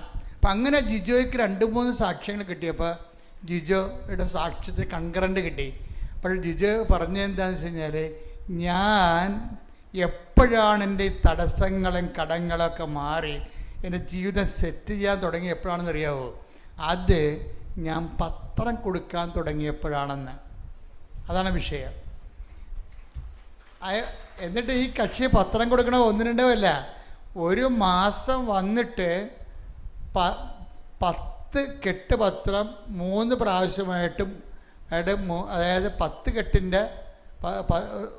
കെട്ട് പത്രം 3 പ്രാവശ്യം വാങ്ങിച്ചിട്ടുണ്ട്. എന്നിട്ട് രാത്രി വരെ കൊണ്ടു നടന്ന് കർത്താവിൻ്റെ വേല ചെയ്യാൻ പറഞ്ഞ് കർത്താവ് സുവിശേഷത്തെക്കുറിച്ച് പറഞ്ഞു, ദൈവത്തെക്കുറിച്ച് പറഞ്ഞു, സഭയെക്കുറിച്ച് പറഞ്ഞു, അനുഭവങ്ങൾ പറഞ്ഞു, കൈമാറി കൊടുക്കുകയാണ്.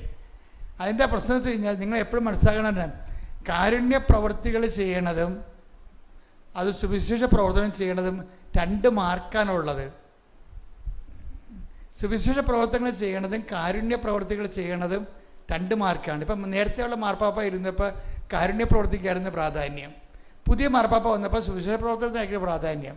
വ്യത്യാസം വന്നിട്ടില്ലേ? സഭ ഓരോ കാലത്തും ഇങ്ങനെ പരിപോഷിപ്പിക്കപ്പെട്ടുകൊണ്ടിരിക്കും. ഫ്രാൻസിസ് മാർപ്പാപ്പ കാരുണ്യ പ്രവർത്തിക്കായിരുന്നു പ്രാധാന്യം. പുതിയ മാർപ്പാപ്പ വന്നപ്പോൾ കർത്താവിനെ അറിയാത്തവരെ അറിയിക്കുക എന്നുള്ള മിഷനെയാണ് പ്രാധാന്യം. എന്താ കാര്യം വെച്ചാൽ സുവിശേഷത്തിൽ ഏതിനാണ് വിലയെന്ന് ചോദിച്ചാൽ 2 മസ്റ്റാണ്. പക്ഷേ വില നോക്കുമ്പോൾ നമുക്ക് മനസ്സിലാകും. ഇപ്പോൾ തന്നെ ഉദാഹരണത്തിന് കാരുണ്യ പ്രവൃത്തി ചെയ്യുമ്പോൾ അതിൻ്റെ ഒരു റിസൾട്ട് എന്താണ്? ഉദാഹരണത്തിന് മത്തായിയുടെ സുവിശേഷം 25:34 എടുത്ത് ശ്രുതികടെ ഹല്ലേലൂയ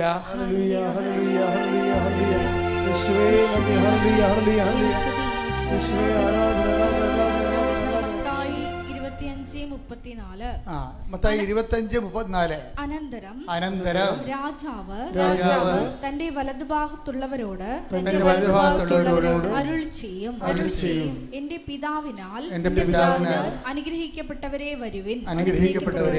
ലോകസ്ഥാപനം മുതൽ നിങ്ങൾക്കായി സജ്ജമാക്കിയിരിക്കുന്ന രാജ്യം അവകാശപ്പെടുത്തുവിൻ. എന്തെന്നാൽ എനിക്ക് വിശന്നു, നിങ്ങൾ ഭക്ഷിക്കാൻ തന്നു. എനിക്ക് ദാഹിച്ചു, നിങ്ങൾ കുടിക്കാൻ തന്നു. ഞാൻ പരദേശിയായിരുന്നു, നിങ്ങൾ എന്നെ സ്വീകരിച്ചു.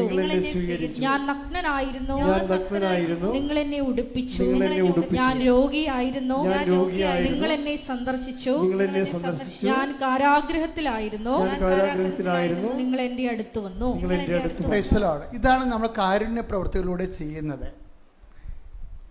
അപ്പോഴേ എന്താ കാരുണ്യ പ്രവൃത്തി റിസൾട്ട് എന്താണ്? എന്താ അവസാനം 34 എന്താ പറയണത്? എൻ്റെ പിതാവിനാൽ അനുഗ്രഹിതരെ വരുവിൻ, ലോകാരംഭം മുതലുള്ള രാജ്യം നിങ്ങൾ അവകാശമാക്കുവിനെന്ന് പറയും. അപ്പം നമുക്ക് ഉടമസ്ഥ കിട്ടി. എൻ്റെ അടുത്ത് വരുന്നൊരു ട്വിസ്റ്റിങ് വരണമെന്ന് വെച്ച് കഴിഞ്ഞാൽ ഇനി സുവിശേഷ കൈമാറ്റമാണ് രണ്ടാമത്തത്. സുവിശേഷ കൈമാറ്റത്തിൻ്റെ വിഷയം എന്താണ് പറയണത്?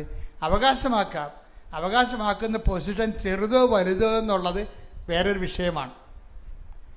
അതാണ് 5:19 എടുത്ത് 5:19 മത്തായി 5:19 ഈ പ്രമാണങ്ങളിൽ കൽപ്പനകളിൽ ഏറ്റവും നിസ്സാരമായ ഒന്ന് ലംഘിക്കുകയോ ലംഘിക്കാൻ മറ്റുള്ളവരെ പഠിപ്പിക്കുകയോ ചെയ്യുന്നവൻ സ്വർഗരാജ്യത്തിൽ ചെറിയവനെന്ന് വിളിക്കപ്പെടും. എന്നാൽ അത് അനുസരിക്കുകയും പഠിപ്പിക്കുകയും ചെയ്യുന്നവൻ സ്വർഗരാജ്യത്തിൽ വലിയവനെന്ന് വിളിക്കപ്പെടും. അപ്പൊ അതായത് വിശ്വാസം കൈമാറുന്നവൻ, വിശ്വാസം പഠിപ്പിക്കുന്നവൻ, വിശ്വാസം പ്രചരിപ്പിക്കുന്നവൻ, അവനാരാണ്? ദൈവരാജ്യത്തിലെ വലിയവനാണ്. മറ്റെന്താണ്? ദൈവരാജ്യം അവകാശപ്പെടുത്തിയിരിക്കുന്നേ ഉള്ളൂ. ചെറുതാ വലുതാണെന്ന് നമുക്കറിയത്തില്ല. വലുതാകണമെന്നുണ്ടെങ്കിൽ എന്ത് ചെയ്യണം? സുവിശേഷം കൈമാറണം, കർത്താവിനെ അറിയാത്തവരെ അറിയിക്കണം. അതാണ് ജിജോ പറയണത്. എനിക്ക് പത്രം ഞാൻ കൈമാറാൻ തുടങ്ങിയപ്പോഴാണ് എനിക്ക് കർത്താവ് ഇടപെടാൻ തുടങ്ങിയെന്ന്. എന്താ കാര്യത്തിൽ അവന് കൊടുത്തിരിക്കുന്ന വരം അതാണ്, സുവിശേഷ കൈമാറ്റമാണ്. അപ്പം സുവിശേഷ കൈമാറ്റത്തിന് ധൈര്യമില്ലാത്തത് എനിക്ക് വേണത് ഉടമ്പടി എടുക്കാൻ പറ്റും, പക്ഷേ റിസൾട്ട് വലുതായിട്ട് പ്രതീക്ഷിക്കരുത്. റിസൾട്ട് ഉണ്ടാകും, തീർച്ചയായിട്ടും ഉണ്ടാകും. കാരുണ്യ പ്രവർത്തി റിസൾട്ട് ഉണ്ടല്ലോ, പ്രാർത്ഥനയുടെ റിസൾട്ട് ഉണ്ടാകും. അപ്പം അതേസമയം തന്നെ പ്രാർത്ഥന കൊണ്ട് മാത്രമാണ്. ഇപ്പോൾ നമുക്ക് വെള്ളം കുടിക്കാതെ നമുക്ക് ജീവിക്കാൻ പറ്റത്തില്ല. കഴിഞ്ഞ ദിവസങ്ങൾ ഞാൻ ഡെയിലി ബ്രെഡിൽ പറഞ്ഞതാണ്, വെള്ളം കുടിച്ചാൽ എന്ത് പറ്റും? കിഡ്നിയും കരളും എല്ലാം അടിച്ചു പോകും, അല്ലേ? അതുപോലെയാണ് വെള്ളം കുടിക്കണ പോലെ വെള്ളത്തിന് എന്തുമാത്രം പ്രാധാന്യം നമ്മുടെ ജീവിതത്തിലുണ്ട്. ആൾക്കാരോട് നമ്മുടെ സൗന്ദര്യം വരെ വെള്ളം കുടിക്കുന്നവർക്കുള്ളതാണ്, അല്ലേ? വെള്ളം കുടിക്കുന്നവർക്ക് നല്ല സൗന്ദര്യം ഉണ്ടാകുന്ന പറയണത്. കാര്യം എന്താ? തൊലിയൊക്കെ ഇങ്ങനെ കുത്തുന്ന നനഞ്ഞ് മെഴുകി അങ്ങനെ ഇരിക്കും ഭംഗിയായിട്ട്. വെള്ളം കുടിച്ചില്ലെങ്കിൽ ചുക്കി ചുളുങ്ങിയിരിക്കും, അല്ലേ? ഡീഹൈഡ്രേഷൻ ഉണ്ടാകും. പ്രാർത്ഥനയുടെ റോൾ അതാണ്, വെള്ളമാണ്. വെള്ളം എന്തുമാത്രം അത്യന്താപേക്ഷിതമാണോ അത്രയും അത്യന്താപേക്ഷിതമാണ് പ്രാർത്ഥന. പക്ഷേ കാരുണ്യ പ്രവൃത്തി എന്ന് പറയുന്നത് വേറെ ന്യൂട്രീഷ്യനാണത്, പോഷകാഹാരമാണ്, വെള്ളം മാത്രമല്ല. ഇനി വിശേഷ പ്രവർത്തനം എന്ന് പറഞ്ഞു കഴിഞ്ഞാൽ നിലനിൽക്കുന്ന ന്യൂട്രീഷ്യനാണ്, നിത്യത വരെയാണ് അതിൻ്റെ സംഭവം, നിത്യത വരെയാണ്. അപ്പോൾ ഇതിനെല്ലാത്തിനും കൃത്യമായിട്ടുള്ള എന്താണ് പൊസിഷനുണ്ട്. അപ്പം നിങ്ങൾ അപ്പം ഇതിൻ്റെ അകത്ത് എല്ലാം അത്യാവശ്യമാണ്. പക്ഷെ നമുക്ക് ഭാവിയിൽ ദൈവത്തിന് കൂടി പ്രയോജനം ചെയ്യുന്ന രീതിയിലേക്ക് ഉടമ്പടി ഒന്ന് കറക്റ്റ് ചെയ്യണം, നല്ലതായിരിക്കും. ഇതിനെല്ലാത്തിനും വേണ്ടത് ദൈവസ്നേഹമാണ്. പ്രാർത്ഥിക്കുക, കർത്താവ് ദൈവമേ, കർത്താവായ ദൈവമേ, എന്നിൽ അപ്പോസ്തലന്മാരെ പോലെയുള്ള ദൈവസ്നേഹത്താൽ എന്നെ അഭിഷേകം ചെയ്യണമേ. പരിശുദ്ധ അമ്മയെ പോലെയുള്ള ദൈവസ്നേഹത്താൽ എന്നെ അഭിഷേകം ചെയ്യണമേ. ഈശോ മിശിഹായെ പോലെയുള്ള ദൈവസ്നേഹത്താൽ എന്നെ അഭിഷേകം ചെയ്യണമേ. ഇപ്പൊ പരിശുദ്ധാത്മാവെ 3 ആൾക്കാരെ പറഞ്ഞു. എന്തൊക്കെയാണ്? ദൈവസ്നേഹത്തിന്റെ വക്താക്കളായിട്ട് ഒന്ന് അപ്പോസ്തലന്മാരെ പറഞ്ഞു, അല്ലേ? പിന്നെ എന്ത് പറഞ്ഞു? അമ്മയെ പറഞ്ഞു. പിന്നെ എന്ത് പറഞ്ഞു? ഈശോയെ പറഞ്ഞു.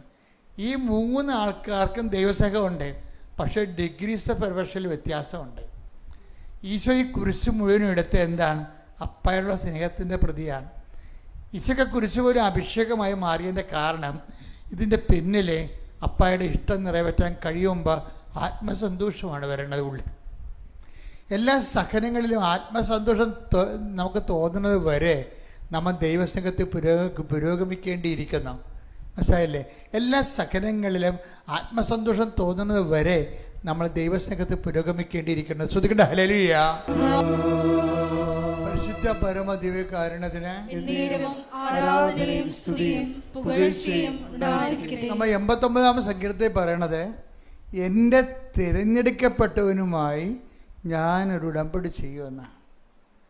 അപ്പോൾ നമുക്ക് ഉടമ്പടി ചെയ്തിട്ടുള്ള ആൾക്കാർ എപ്പോഴും ഓർത്തേക്കണം, ദൈവം നിങ്ങളെ തിരഞ്ഞെടുത്തത് കൊണ്ടാണ് നിങ്ങൾക്ക് ഉടമ്പടി ചെയ്യാൻ വേണ്ടി സാധിക്കണത്. അപ്പോൾ അതുകൊണ്ട് തന്നെ കുറച്ച് സന്തോഷം ഉണ്ടാകുകയും ചെയ്യണം, കുറച്ച് സീരിയസും ആകണം. എന്താണ്?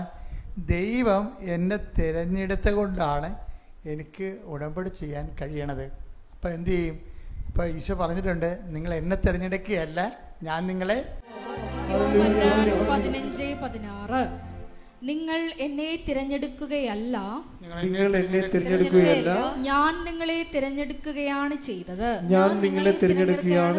നിങ്ങൾ പോയി ഫലം പുറപ്പെടുവിക്കുന്നതിനും നിങ്ങളുടെ ഫലം നിലനിൽക്കുന്നതിനും വേണ്ടി ഞാൻ നിങ്ങളെ നിയോഗിച്ചിരിക്കുന്നു. അപ്പോൾ 89-ാം സങ്കീർത്തനത്തിൽ പറയുന്ന എൻ്റെ തിരഞ്ഞെടുക്കപ്പെട്ടവരുമായിട്ടാണ് ഞാൻ ഉടമ്പടി ചെയ്യുന്നത് എന്ന് പറയുമ്പോൾ 15-16 എന്താ പറയണത്? നിങ്ങൾ എന്നെ തിരഞ്ഞെടുക്കുകയല്ല, ഞാൻ നിങ്ങളെ. അപ്പോൾ ഉടമ്പടി ചെയ്യാൻ വേണ്ടി നിങ്ങൾ വന്നില്ലേ? നിങ്ങൾ ആര് തിരഞ്ഞെടുത്തതാണ്? ദൈവം തിരഞ്ഞെടുത്തതാണ്. ദൈവവിളി എന്ന് പറയണത്. ശ്രദ്ധിക്കട്ടെ. ഹല്ലേലൂയ. ഉടമ്പടി എന്ന വലിയ പ്രാർത്ഥനാ പദ്ധതിയിലേക്ക് നീ നേരിട്ട് ഞങ്ങളെ വിളിച്ചു ചേർത്തതിന്, തിരഞ്ഞെടുത്തതിന് നന്ദി പറയുന്നു. പരിശുദ്ധ പരമ ദിവ്യകാരുണ്യത്തിന് ആരാധനയും സ്തുതിയും പുകഴ്ചയും ഉണ്ടായിരിക്കട്ടെ. ഇപ്പൊ എന്നിലൂടെ കർത്താവിന്റെ ആത്മാ പറയണത് എന്താണ്? നിങ്ങളുടെ ദൈവം, നിങ്ങൾ ഏത് ആളായാലും നിങ്ങളുടെ ഉടമ്പടി നിങ്ങളോടുള്ള ദൈവത്തിൻ്റെ ഒരു വിളിയാണ്. ഉടമ്പടി ദൈവവിളിയാണ്. അതുകൊണ്ട് തന്നെ ആ ദൈവവിളി എന്ന് പറയുമ്പോൾ അതിനോട് നമുക്ക് കാണിക്കേണ്ട ആദ്യം എന്താണ്? വിശ്വസ്തതയാണ്, അല്ലേ? ഉടമ്പടി ജീവിക്കണത്. ഹബക്കൂക്കിലൊരു വചനമുണ്ട്. ഹബക്കൂക്ക് 2:4. ഹൃദയ പരമാർത്ഥതയില്ലാത്തവൻ പരാജയപ്പെടും. എന്തെന്നാൽ നീതിമാൻ തന്റെ വിശ്വസ്തത മൂലം ജീവിക്കും. ഇതാ വിഷയം. അതായത് ഉടമ്പടി ദൈവത്തിൻ്റെ വിളിയാണ്. അത് ദൈവം നമ്മളെ തിരഞ്ഞെടുത്തതാണ്. ഇതിൽ സ്നേഹത്തിൽ നിലനിൽക്കാനാണ് പറഞ്ഞതെങ്കിൽ അത് നിലനിൽക്കുന്നത് വിശ്വസ്തതയിലൂടെയാണ്. മനസ്സിലായില്ലേ? വിശ്വസ്തത ഇല്ലാത്തവരെന്താണ്? ഹൃദയപരമാർത്ഥത ഇല്ലാത്തവരെന്നാണ് കണ്ടുകയാണത്. നിങ്ങൾക്ക് ഉടമ്പടിയിൽ ലാഗിങ് വരുന്നുണ്ടെങ്കിൽ അതിൻ്റെ അർത്ഥം ഒന്നൊരു വായിച്ചേ. ഹബക്കൂക്ക് 2:4 വായിച്ചേ. ഹൃദയ പരമാർത്ഥതയില്ലാത്തവൻ പരാജയപ്പെടും. ഉടമ്പടി പരാജയപ്പെടുന്നതിൻ്റെ കാരണം ഈ ഹൃദയപരമാർത്ഥത ഇല്ലായ്മയാണ്. ആത്മാർത്ഥ ഇല്ലായ്മ. ഹൃദയപരമാർത്ഥ എന്ന് പറയുമ്പോൾ ആത്മാർത്ഥ എന്നല്ല എൻ്റെ അർത്ഥം. ആത്മാർത്ഥയില്ല വെച്ചാൽ നിങ്ങൾക്ക് അതിൻ്റെ അകത്തൊരു ഉഴപ്പും അതിൻ്റെ അകത്ത് ഒരു ദൈവസഹ ഇല്ലായ്മയും പിന്നെ കാട്ടിക്കുടി ഉണ്ടാക്കുകയും മാറ്റി വെക്കുകയും അതിനോട് പ്രതിബദ്ധതയില്ലാതെ ഉത്തരവാദിത്വം ഇല്ലാതെയൊക്കെ ഉഴപ്പിക്കൊണ്ട് ചെയ്യുമ്പോഴാണ് ഹൃദയപരമാർത്ഥത ഇല്ലാത്തവനും സംഭവിക്കും, പരാജയപ്പെടും. നിങ്ങൾ ഉടമ്പടി വിഹിതമായിട്ട് എപ്പോഴും ഇപ്പം കത്തോലിക്കർക്ക് മാത്രമല്ല കുമ്പസാരിക്കാൻ പറ്റത്തുള്ളൂ, ഓർത്തഡോക്സുകാരും കുമ്പസാരിക്കും. മറ്റുള്ളവരെന്ത് ചെയ്യും? മറ്റുള്ളവരെ അനുതാപിക്കണം ഈ വിഷയത്തെക്കുറിച്ച്. എന്നുവെച്ചാൽ ദൈവത്തോട് ഖേദവും ദുഃഖവും രേഖപ്പെടുത്തണം. അപ്പോൾ ദൈവത്തോടും ഖേദവും ദുഃഖവും രേഖപ്പെടുത്താൻ നമുക്ക്. പക്ഷേ ഉള്ള പ്രോബ്ലം വെച്ച് കഴിഞ്ഞാൽ ദൈവത്തിനത് ബോധിക്കണം. അതിപ്പോൾ കത്തോലിക്കനായാലും ഖേദം രൂപപ്പെടുത്തിയാൽ ബോധിക്കണമെന്ന് നിർബന്ധമില്ല. ദൈവത്തിന് നിങ്ങളുടെ അനുതാപം ബോധിക്കണമെന്നുണ്ടെങ്കിൽ അത് പിന്നെ റിപ്പീറ്റ് ചെയ്യരുത്. അതാണ് എൻ്റെ വിഷയം. എല്ലാത്തിനും വ്യക്തതയുണ്ടേ, എല്ലാ കാര്യങ്ങൾക്കും വ്യക്തതയുണ്ട്. അതായത് ദൈവത്തിനും നമ്മളെ ഉടമ്പടി ബോധിക്കണമെങ്കിൽ അല്ലെ പരിശുദ്ധാത്മാവിൽ നമ്മൾ ആക്ടിവേറ്റ് ആകണമെന്ന് തന്നെയാണ് അനുതാപം ഉണ്ടാകണം. അനുതാപം ഉണ്ടെന്ന് പറഞ്ഞാൽ അതൊരു സ്റ്റേറ്റ്മെൻ്റ് ഇറക്കാൻ, ഒരു പ്രസ്താവനയിലൂടെ അനുതാപം പ്രകടിപ്പിക്കാൻ പറ്റത്തില്ല. അനുതാപം ഹൃദയപരമാർത്ഥതയുള്ളതായിരിക്കണം. ആത്മാർത്ഥതയുള്ള അനുതാപം എന്ന് പറഞ്ഞാൽ എന്താണ്? വീണ്ടും റിപ്പീറ്റ് ചെയ്യത്തില്ല. മനസ്സിലായില്ലേ? ആത്മാർത്ഥതയുള്ള അനുതാപം എന്ന് പറഞ്ഞാൽ എന്താണ്? വീണ്ടും റിപ്പീറ്റ് ചെയ്യത്തില്ല. അപ്പം നിങ്ങൾ പ്രാർത്ഥിക്കണത് എന്താണ്? ഒരു ദൈവത്തിന് നിരക്കാത്തൊരു പ്രവൃത്തി വീണ്ടും റിപ്പീറ്റ് ചെയ്യാതിരിക്കാനുള്ള കൃപയ്ക്ക് വേണ്ടി പ്രാർത്ഥിക്കണം. പിടിയിടുക. വളരെ സീരിയസ് വിഷയമാണ്. ദൈവത്തിന് നിരക്കാത്തൊരു പ്രവൃത്തി, ദൈവത്തിൻ്റെ വചനത്തിനെതിരായിട്ടുള്ള പ്രവൃത്തി വീണ്ടും ആവർത്തിക്കുന്നത് എന്തുകൊണ്ടാണ്? ഓരോരുത്തർക്കും പ്രലോഭനം ഉണ്ടാകുന്നത് അവൻ്റെ തന്നെ. Take the word of God. ശ്രുതിക്കട്ടെ ഹല്ലേലൂയ. യാക്കോബ് 1:13-14 പരീക്ഷിക്കപ്പെടുമ്പോൾ താൻ ദൈവത്താലാണ് പരീക്ഷിക്കപ്പെടുന്നത് എന്ന് ഒരുവനും പറയാതിരിക്കട്ടെ. എന്തെന്നാൽ ദൈവം തിന്മയാൽ പരീക്ഷിക്കപ്പെടുന്നില്ല. അവിടുന്ന് ആരെയും പരീക്ഷിക്കുന്നുമില്ല. ഓരോരുത്തരും പരീക്ഷിക്കപ്പെടുന്നത് സ്വന്തം ദുർമോഹങ്ങളാൽ വശീകരിക്കപ്പെട്ട് കുടുക്കിലാകുമ്പോഴാണ്. ഇതിനാണ് ഈ ബന്ധനം എന്നൊക്കെ കരിസ്മാറ്റിക് മേഖലയിലൊക്കെ പറയുന്നത്. അതായത് ഈ ബന്ധനം അഴിക്കുക എന്നൊക്കെ അവർ പറയത്തില്ലേ, അതാരുടെയും കുഴപ്പമില്ല, ബൈബിളിലുള്ള കാര്യമാണ് എന്ന് വെച്ച് കഴിഞ്ഞാൽ. പക്ഷേ പലരും അത് പൈശാചിക ബന്ധനമായിട്ട് ചിത്രീകരിക്കുകയും ജനറലൈസ് ചെയ്യുകയും ചെയ്യും. പക്ഷെ വരുന്നതെന്ന് വെച്ചാൽ പാപത്തിൻ്റെയും പ്രലോഭനത്തിൻ്റെയും ബന്ധനമാണ്. ഓരോരുത്തരും സ്വന്തം ദുരാശകളാൽ ആകർഷിക്കപ്പെട്ട് കുടുക്കിലാകുകയാണ്. അതൊന്നൊരു വായിച്ചേ. ഓരോരുത്തരും പരീക്ഷിക്കപ്പെടുന്നത് സ്വന്തം ദുർമോഹങ്ങളാൽ വശീകരിക്കപ്പെട്ട് കുടുക്കിലാകുമ്പോഴാണ്. സ്വന്തം ദുർമോഹങ്ങളാൽ വശീകരിക്കപ്പെട്ട് കുടുക്കിലാകും.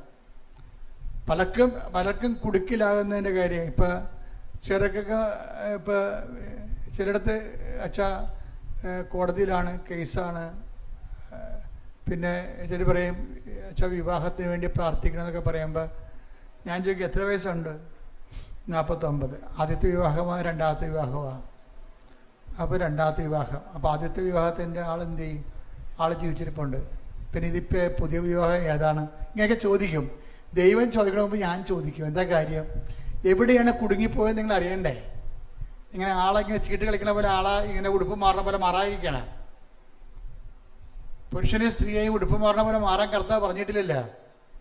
അപ്പം എവിടെയോ ദുർമുഖം വെച്ച് കുടുങ്ങിയിട്ടുണ്ട് സംഭവം. അപ്പം ചിലർ പറയും അച്ഛാ സഹിക്കാൻ പറ്റണില്ല, പൊറുക്കാൻ പറ്റാത്ത അവസ്ഥയാണ്, എന്നാൽ നിനക്ക് കുറച്ച് നാൾ പ്രാർത്ഥനാ ജീവിതം നയിക്കാൻ പറ്റും. ഭാര്യാഭർത്താക്കന്മാർ തമ്മിൽ കുറച്ച് നാൾ അകന്ന് ജീവിക്കാൻ ബൈബിൾ പറയുന്നുണ്ട്. അത് പ്രാർത്ഥനാ ജീവിതത്തിനാണ് പറയുന്നത്. അപ്പം നിങ്ങളവർക്കും ശാരീരിക സംയോഗ വിഷയം തന്നെ അല്ല ശരിക്കും പറഞ്ഞാൽ. ശരീരത്തിനകന്ന് താമസിക്കുന്നതിൻ്റെ ഉദ്ദേശം എന്ന് പറയണത്, സെപ്പറേറ്റ് ചെയ്ത് ജീവിക്കുന്നതിൻ്റെ ഉദ്ദേശം എന്ന് പറയണത് പ്രാർത്ഥനാ ജീവിതമാണ്. പ്രാർത്ഥനാ ജീവിതം കൊണ്ടും അവൻ ശരിയായില്ലെങ്കിൽ നിനക്ക് സഭയോട് പറയാം. സഭയാണ് പിന്നെ തീരുമാനിക്കുന്നത് കർത്താവ് യോജിപ്പിച്ചതാണ് അല്ലേ, അതിൻ്റെ കണ്ടീഷൻസ് ഉണ്ടോ ഇല്ലേ. അപ്പോൾ സഭ കൂടി നിനക്ക് അത് കൺഗ്രസ് തന്നാൽ പിന്നെ നമ്മൾ ഫ്രീ ആയി. എന്താ കാര്യം? നമുക്കിവിടെ 10-50 കൊല്ലം ജീവിച്ചാൽ പോരല്ലോ. ഞാൻ നിത്യതയെക്കുറിച്ച് പറയുമ്പോൾ നിങ്ങളവർക്ക് ഈ അച്ഛൻ എന്താണ് എപ്പോഴും നിത്യതയെക്കുറിച്ച് പറയുന്നത്? ജീവിതമല്ലേ പ്രശ്നം. കഴിഞ്ഞ പ്രാവശ്യം എന്താ പറഞ്ഞത്? നിത്യജീവിതം തുടങ്ങണത് ഇവിടുന്ന് തന്നെ തുടങ്ങുകയാണെന്ന് പറഞ്ഞില്ലേ? അതിൻ്റെ കാര്യം എന്ന് വെച്ച് കഴിഞ്ഞാൽ ഇവിടെ തുടങ്ങാത്തൊരു ജീവിതം നമുക്കില്ല. ഇവിടെ നിത്യജീവിതം തുടങ്ങിയ ആൾക്കാരുടെ കണ്ടിന്യൂഷനാണ് ശരീരം ആവശ്യമില്ലാത്ത ഒരു ജീവിതാവസ്ഥകളിലേക്ക് ദൈവത്തിൻ്റെ കൂടെ നമ്മൾ ജീവിക്കുന്നത്. അപ്പോൾ ഇതിനെക്കുറിച്ചൊക്കെ നിങ്ങൾക്ക് വ്യക്തത ഉണ്ടാകണം. അപ്പം ഞാൻ മാതാവിൻ്റെ പ്രത്യക്ഷീകരണത്തെക്കുറിച്ച് ഇടയ്ക്കിടയ്ക്ക് പറയണത് എന്തുകൊണ്ടാണ്? മാതാവിൻ്റെ പ്രത്യക്ഷീകരണം സമയഘടികാരം നെഞ്ചിൽ ചാർത്തി ദുരന്തം ഉണ്ടാകാൻ പോണ പ്രാർത്ഥിക്കണം നമ്മ പറഞ്ഞതിൻ്റെ പിന്നിലാണ്. അത് പ്രതിഷ്ഠിക്കപ്പെട്ടപ്പോഴും ആണ് അമ്മ അതിൻ്റെ അടുത്ത ഘടകമായിട്ട് ഉടമ്പടി തന്നിരിക്കുന്നത്. പ്രത്യക്ഷീകരണത്തിൻ്റെ അടയാളമാകാൻ വേണ്ടി ഉടമ്പടി തന്നിരിക്കുന്നത്. അപ്പോൾ എപ്പോഴും ഉടമ്പടി എടുത്തിട്ടുള്ളവരും ഉടമ്പടി ജീവിക്കുന്നവരും ശ്രദ്ധിക്കണം, ഞാൻ മാതാവിൻ്റെ പ്രത്യക്ഷീകരണത്തിൻ്റെ സാക്ഷിയാണെന്ന്. മാതാവിൻ്റെ പ്രത്യക്ഷീകരണത്തിൻ്റെ സാക്ഷി എന്ന് വെച്ച് കഴിഞ്ഞാൽ അവസാന കാലങ്ങളിലെ കളറാണ് ഈ കാണുന്നത്. കണ്ടില്ലേ? അവസാന കാലങ്ങൾ വെടിയും പുകയും കണ്ടില്ലേ, കൊടുങ്കാറ്റും എല്ലാം. നമ്മൾ എന്താ പറയുക? പ്രപഞ്ച പ്രകൃതിയുടെ മാതാവേ. ഇപ്പം നമ്മൾ എന്താ പറയുക? ഇപ്പം ഐശ്വര്യ, അതായത് ഡോക്ടർ ഐശ്വര്യ എന്ന് പറഞ്ഞൊരു മോഡി ദിവസം സാക്ഷ്യം പറഞ്ഞു. അപ്പം അവർ ഡോക്ടർ ഐശ്വര്യ, അപ്പം അവർ 2016 അന്നത്തെ മരിയൻ തപസ്സുദേനം കൂടിയതാണ്. അവർക്ക് അങ്ങനെ MBBS കരീബിയൻ ദ്വീപിലെ അഡ്മിഷൻ കിട്ടി. അവരങ്ങനെ പോയി അവിടെ പഠിച്ച് ഡോക്ടറായി. അപ്പം കരീബിയൻ ദ്വീപിലേക്ക് ഒരു ഹരിക്കെയിൻ വന്നു. ഹരിക്കെയിൻ എന്ന് പറയുന്നത് എന്താണ്?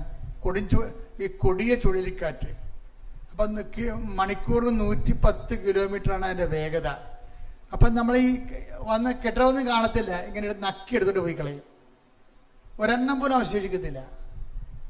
അപ്പം കരീബിയൻ ദ്വീപിലേക്ക് ഈ ചുഴലിക്കാറ്റ് വരുന്ന ഹരിക്കെയിൻ വരുന്നെന്ന് കേട്ടപ്പോൾ തന്നെ എല്ലാവരും, ഇപ്പം ഇറാനിൽ നിന്ന് കുറേ ആൾക്കാർ നാടുവിട്ട് പോകണില്ലേ, 50% ആൾക്കാർ ഒഴിഞ്ഞു പോയി.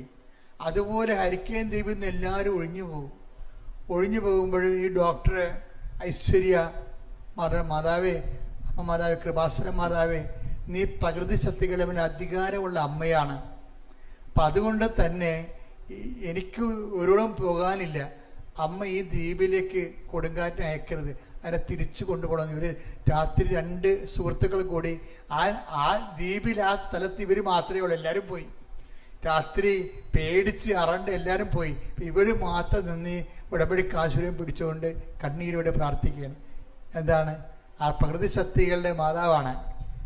പ്രകൃതി ശക്തികൾ, അതായത് നമ്മൾക്ക് ഈ അമ്മ ദുരന്തമുണ്ടാകുമ്പോൾ പ്രാർത്ഥിക്കണമെന്ന് പറഞ്ഞ് പ്രത്യക്ഷപ്പെട്ടതിൻ്റെ അടുത്ത മാസമാണ് സുനാമി ഉണ്ടാകുന്നത്. അപ്പം അതിനു വേണ്ടി, അതുകൊണ്ട് തന്നെ പ്രകൃതി ശക്തികളും ഉണ്ടാകാൻ പോകുമ്പോഴും അതിന് എതിരെ ഉണ്ടാകുന്നതും അന്ത്യകാലത്തിൻ്റെ അവസ്ഥ ആരംഭിക്കുമ്പോഴൊക്കെ എല്ലാം കൃപാസനം മാതാവിൻ്റെ പ്രത്യക്ഷീകരണം സഭ പഠിച്ചിട്ട് ഈ ഉടമ്പടി ലോകം മുഴുവനും പ്രചരിക്കപ്പെടുകയും ഉടമ്പടി ജനങ്ങളെല്ലാം ഉടമ്പടിയിലായിരിക്കുകയും ചെയ്യണം. കർത്താവിൻ്റെ അന്ത്യകാല വരവിൽ എല്ലാവരും ദൈവത്തോട് ഉടമ്പടി ജീവിതം ജീവിച്ച് വിശുദ്ധിയിലാണ്, വിശുദ്ധി നൽകുന്ന സംരക്ഷണത്തിലാണ് നമ്മൾ ദൈവത്തെ മനുഷ്യരാശി കണ്ടെത്തണതും കാണുന്ന മുഖാമുഖം ദർശിക്കണതും. അപ്പോൾ ഒരു മുഖാമുഖം ദർശിക്കുക എന്നുള്ള ഒരു വിഷയം എനിക്ക് പറയാതിരിക്കാൻ പറ്റത്തില്ല. കാര്യം നിങ്ങൾ പറയുമ്പോൾ സാധാരണ വിഷയമായിരിക്കും ഞാൻ ആദ്യം പറയണത്. ചെന്ന് എത്തണത് എവിടെയാണ്? ചില ചിട്ടിയും വട്ടിയും കൊട്ടയൊക്കെ പറയത്തുള്ളൂ ആദ്യം. പക്ഷെ ചെന്ന് എത്തണത് എവിടെയാണ് നിങ്ങൾ നോക്കണം. എവിടെയാണ്? നിത്യതയിലുമായിട്ടുള്ള ബന്ധത്തിലാണ്. നിങ്ങളെ ഊട്ടി ഉറപ്പിക്കാൻ വേണ്ടിയാണ് നിങ്ങൾ ഗ്യാപ്പില്ലാത്ത നിങ്ങൾ എൻ്റെ സ്നേഹത്തിൽ നിലനിൽക്കുമെന്ന് പറയണത്. അപ്പം നിങ്ങളെപ്പോഴും നമ്മുടെ മുമ്പിൽ എപ്പോഴും പ്രാർത്ഥിക്കണം, കർത്താവേ എൻ്റെ ജീവിത ആവശ്യം കഴിഞ്ഞാലും അങ്ങയുടെ ഉടമ്പടി നിലനിൽക്കാൻ എന്നെ സഹായിക്കണമേ. ഇതുമാത്രം മനുഷ്യരാണെന്നറിയാമോ? ഞാൻ ഫിലാഡൽഫിയ ധ്യാനിപ്പിച്ചുകൊണ്ടിരിക്കുകയാണ്. അപ്പോഴ് അമ്മ പറഞ്ഞു, അടുത്ത ധ്യാനം അഗ്നിസ്നാന ധ്യാനമാണ്, മരിയൻ അഗ്നിസ്നാന ധ്യാനമാണെന്ന് പറഞ്ഞു. ഞാൻ മറന്നുപോയപ്പോഴേ ഭയങ്കര തിരക്കായിരുന്നു. ഞാൻ എൻ്റെ ഡയറിയെ കുറിച്ചിട്ട് മരിയൻ അഗ്നിസ്നാന ധ്യാനം എന്തിനാണ്? നിത്യ ഉടമ്പടിക്ക് അഗ്നിസ്നാന സ്നാനമെന്ന്. അതായത് നിത്യ ഉടമ്പടി, അതായത് ചില ആൾക്കാർക്ക് നിത്യമായിട്ട് ഉടമ്പടി ജീവിക്കണമെന്ന് ആഗ്രഹമുണ്ട്. ഇവിടെ തന്നെ എന്തുമാത്രം ആൾക്കാർ പറയും, ഞങ്ങൾ കുടുംബവും ഇനി നിത്യമായിട്ട് ഉടമ്പടി തന്നെ ജീവിക്കും, ഞങ്ങളുടെ ജീവിതം ഇനി ഉടമ്പടി ജീവിതമാണ്, മരണം വരെ ഞങ്ങൾ ഉടമ്പടി ജീവിക്കുക എന്നൊക്കെ പറയുന്നില്ലേ. അപ്പം നിത്യ ഉടമ്പടിക്ക് മരിയൻ ഇപ്പോൾ പുതിയ നമുക്ക് കെട്ടിടങ്ങളൊക്കെ രൂപപ്പെട്ട് വരുന്നു. അപ്പോൾ നമുക്ക് താമസിച്ചുള്ള ധ്യാനം ഉണ്ടാകും. അതെന്താണ്? മരിയൻ അഗ്നിസ്നാന ധ്യാനമാണ്. എന്തിനാണ്? നിത്യ ഉടമ്പടി ജീവിക്കാൻ ആഗ്രഹിക്കുന്നവർക്ക്. അതായത് എപ്പോഴും നമ്മൾക്ക് എപ്പോഴും നമ്മൾ ശ്രദ്ധിക്കേണ്ടത്, ദൈവത്തിന് നിങ്ങളൊരു ഒരു മെസ്സേജ് കൊടുക്കണം. എന്താ വെച്ചാൽ, കർത്താവ് എനിക്ക് ഉടമ്പടി ജീവിക്കാൻ ആഗ്രഹമുണ്ട്. പിന്നെ അതേസമയം തന്നെ ഒത്തിരിയേറെ പലതരത്തിലുള്ള അലട്ടലുകളുമുണ്ട്.